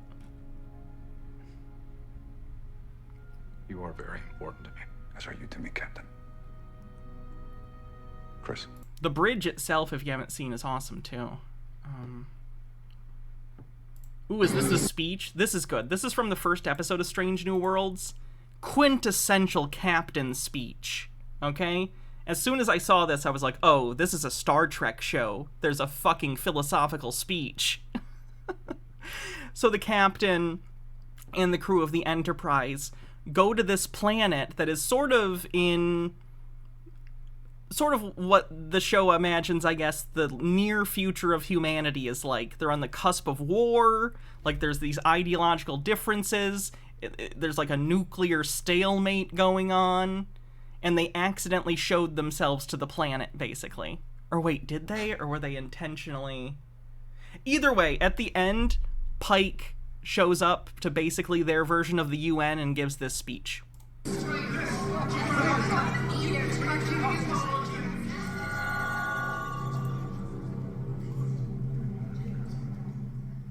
Hi. Sorry to interrupt. I'm Christopher Pike. My world is called Earth. And though it's far from here, my people and yours are very much alike. This is my world today.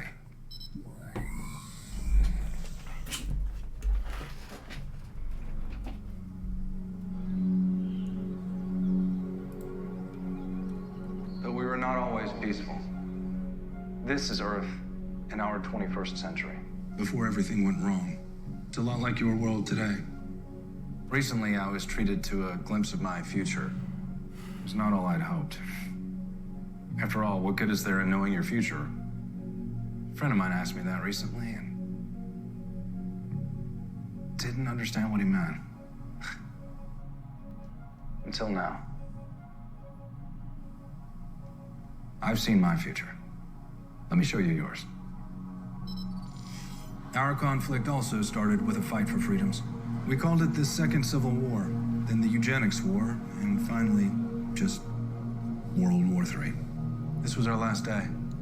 The day the Earth we knew ceased to exist. What began as an eruption in one nation ended in the eradication of 600,000 species of animals and plants and 30% of Earth's population. Global suicide. What we gave you is the means to exterminate yourselves. And from the looks of you, you're gonna do it. You'll use competing ideas of liberty to bomb each other to rubble just like we did. And then your last day will look just like this. Perhaps somewhere all your ends are written as indelibly as mine. But I choose... Oh yeah, there's a nuclear war in Star Trek. That's straight from the original series. The Earth didn't get its shit together and become a utopia in the Star Trek universe until after World War III, also known as the Eugenics War. It was bad. Choose to believe that your destiny... It was originally supposed to happen in the 90s. They've kind of retconned stuff, because obviously the 90s are the past now. These are still your own. Maybe that's why I'm here. To remind you of the power of possibility. Maybe that's the good in seeing my future, that I might remind you that right up until the very end, life is to be worn gloriously. Because until our last moment, the future's what we make it.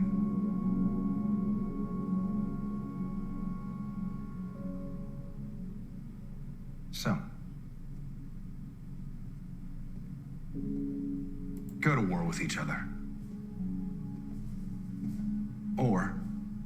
Sorry, the Eugenics Wars were before World War III. Apologies. Join our Federation of Planets. And reach for the stars.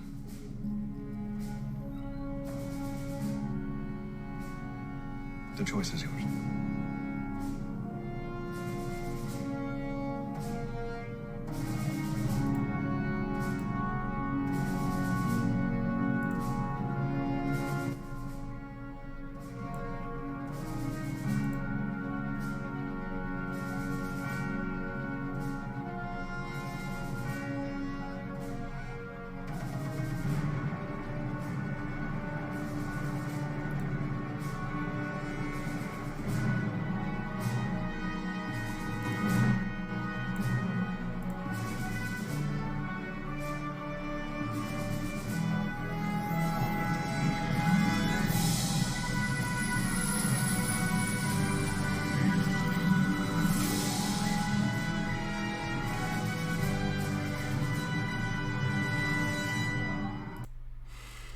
Anyway, I really like Strange New Worlds. I'd recommend it. I think I showed this to some of you guys, but if you haven't seen, like, the Data... Oh god, this is so good. This is so good. This was from Picard Season 3, so spoilers for that, if that's something you care about. This is probably the last thing we're gonna watch, so if you want to jump out because spoilers, understandable. I appreciate it. Thanks for hanging out. I'll see you guys tomorrow if you don't want to watch this. But this is Data... I'll wait a second for the spoiler context thing. My understanding is that in Picard Season 3, they basically find Data's body, but it has multiple android minds within it. So both Data and Lore are in the body, and they're kind of butting heads over who's in control. And this is the conclusion to that. Lore's matrix is growing. His programming is overriding Data, devouring it, bit by bit. There must be a way we can stop it.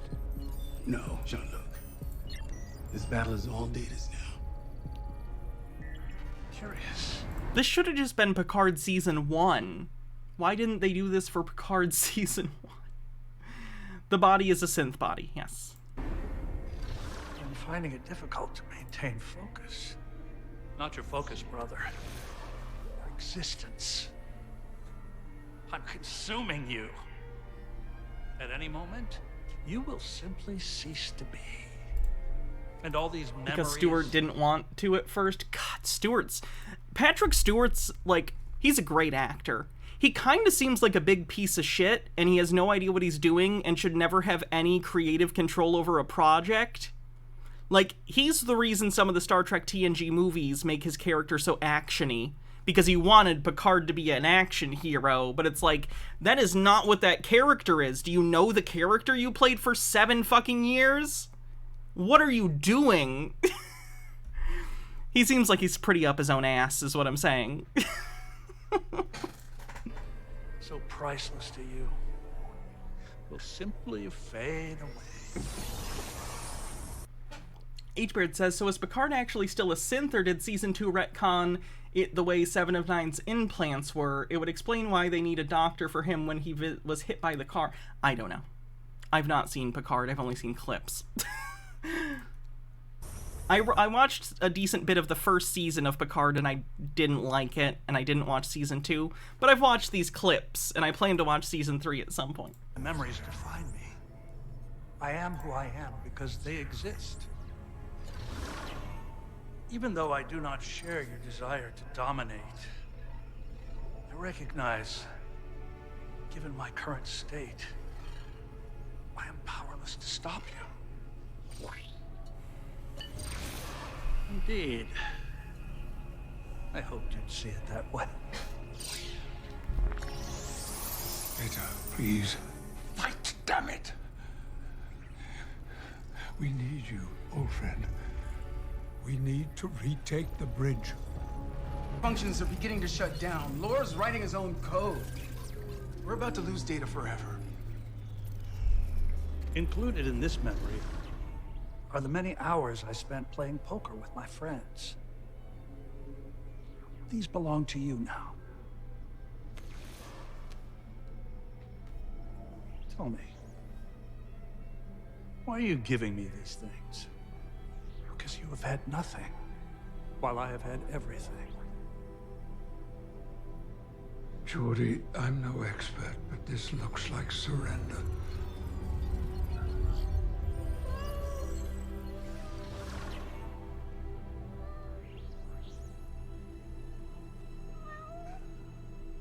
This is Spot. This simple creature managed something quite miraculous. Something of which I did not know I was capable. In a way, he taught me to love. He is the best of me, the last of me.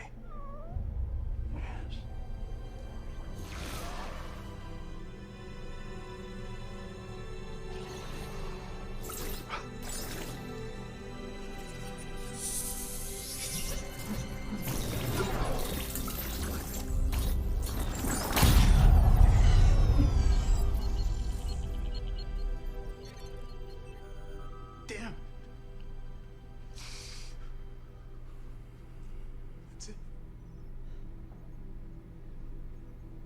That's it. He's gone.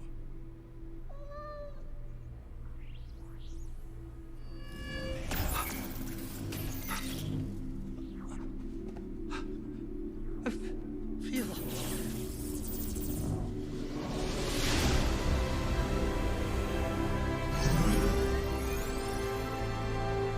What's happening? I merely discovered the error in your deception. That my memories were not without value to you. I knew because they belonged to me, you would see them as trophies and be unable to resist them. You took the things that were me, and in doing so, you have become me. We are one now. We are me. Goodbye, brother. Goodbye, brother.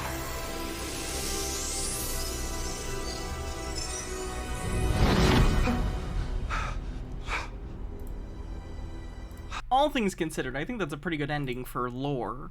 You know? You could tell that he was angry and upset, and he was jealous of Data. He was certainly a bad guy, but, like, you know, a lot of that was in his programming, and the fact that he was a jealous little bitch. So it's kind of nice that even though he's a flawed person, he gets integrated into Data, and they're always, you know, they're one person now. Maybe a little more balanced between both of them. I like it.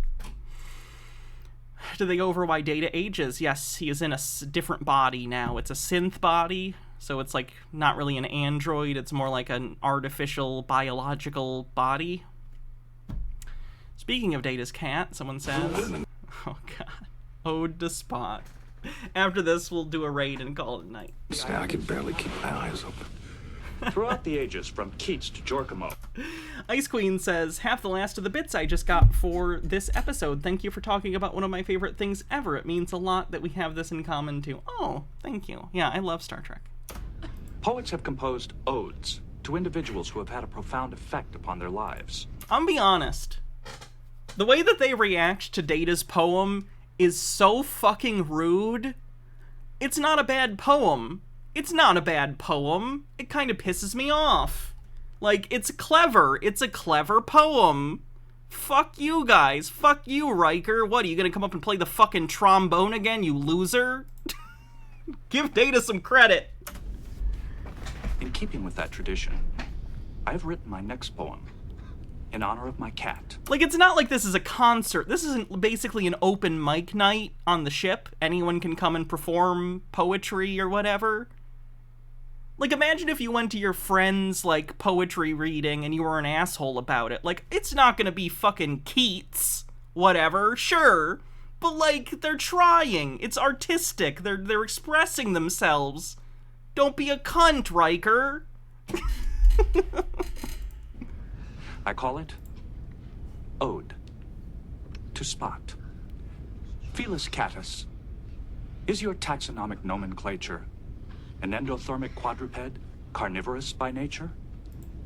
Your visual, olfactory, and auditory senses contribute to your hunting skills and natural defenses.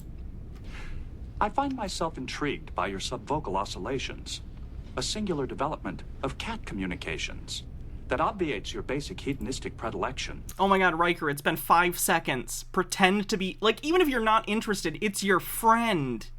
It's your fucking friend. Be nice, pay attention. And I know Data doesn't have feelings to hurt at this point, but Jesus Christ. For a rhythmic stroking of your fur, to demonstrate affection. A tail is quite essential for your acrobatic talents.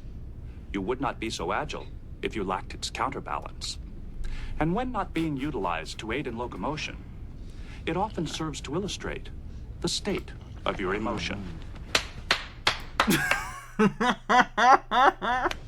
Commander, you have anticipated my denouement.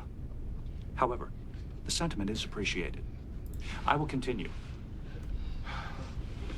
Oh, Spot. The complex... I forgot about the subplot. That makes it a little better. ...levels of behavior you display connote a fairly well-developed cognitive array. And though you are not sentient, Spot, and do not comprehend, I nonetheless consider you a true and valued friend. Alright, let's do the raid. Who we gonna raid today?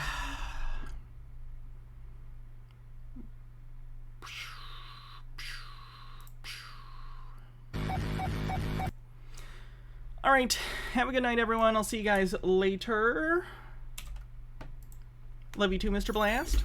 Tomorrow I'll be streaming. Saturday I'll be busy at Pride. I don't know if I'll have time to stream that day, but I'll definitely be here tomorrow. And we'll hang out and watch some other stuff. Have a great night, everyone. Like I said, Strange New Worlds is out. If you haven't seen the first season, pretty sure it's on YouTube. Season 2, Episode 1's out. Black Mirror, the new season's out. Go do sci-fi things. Have a good night, everyone.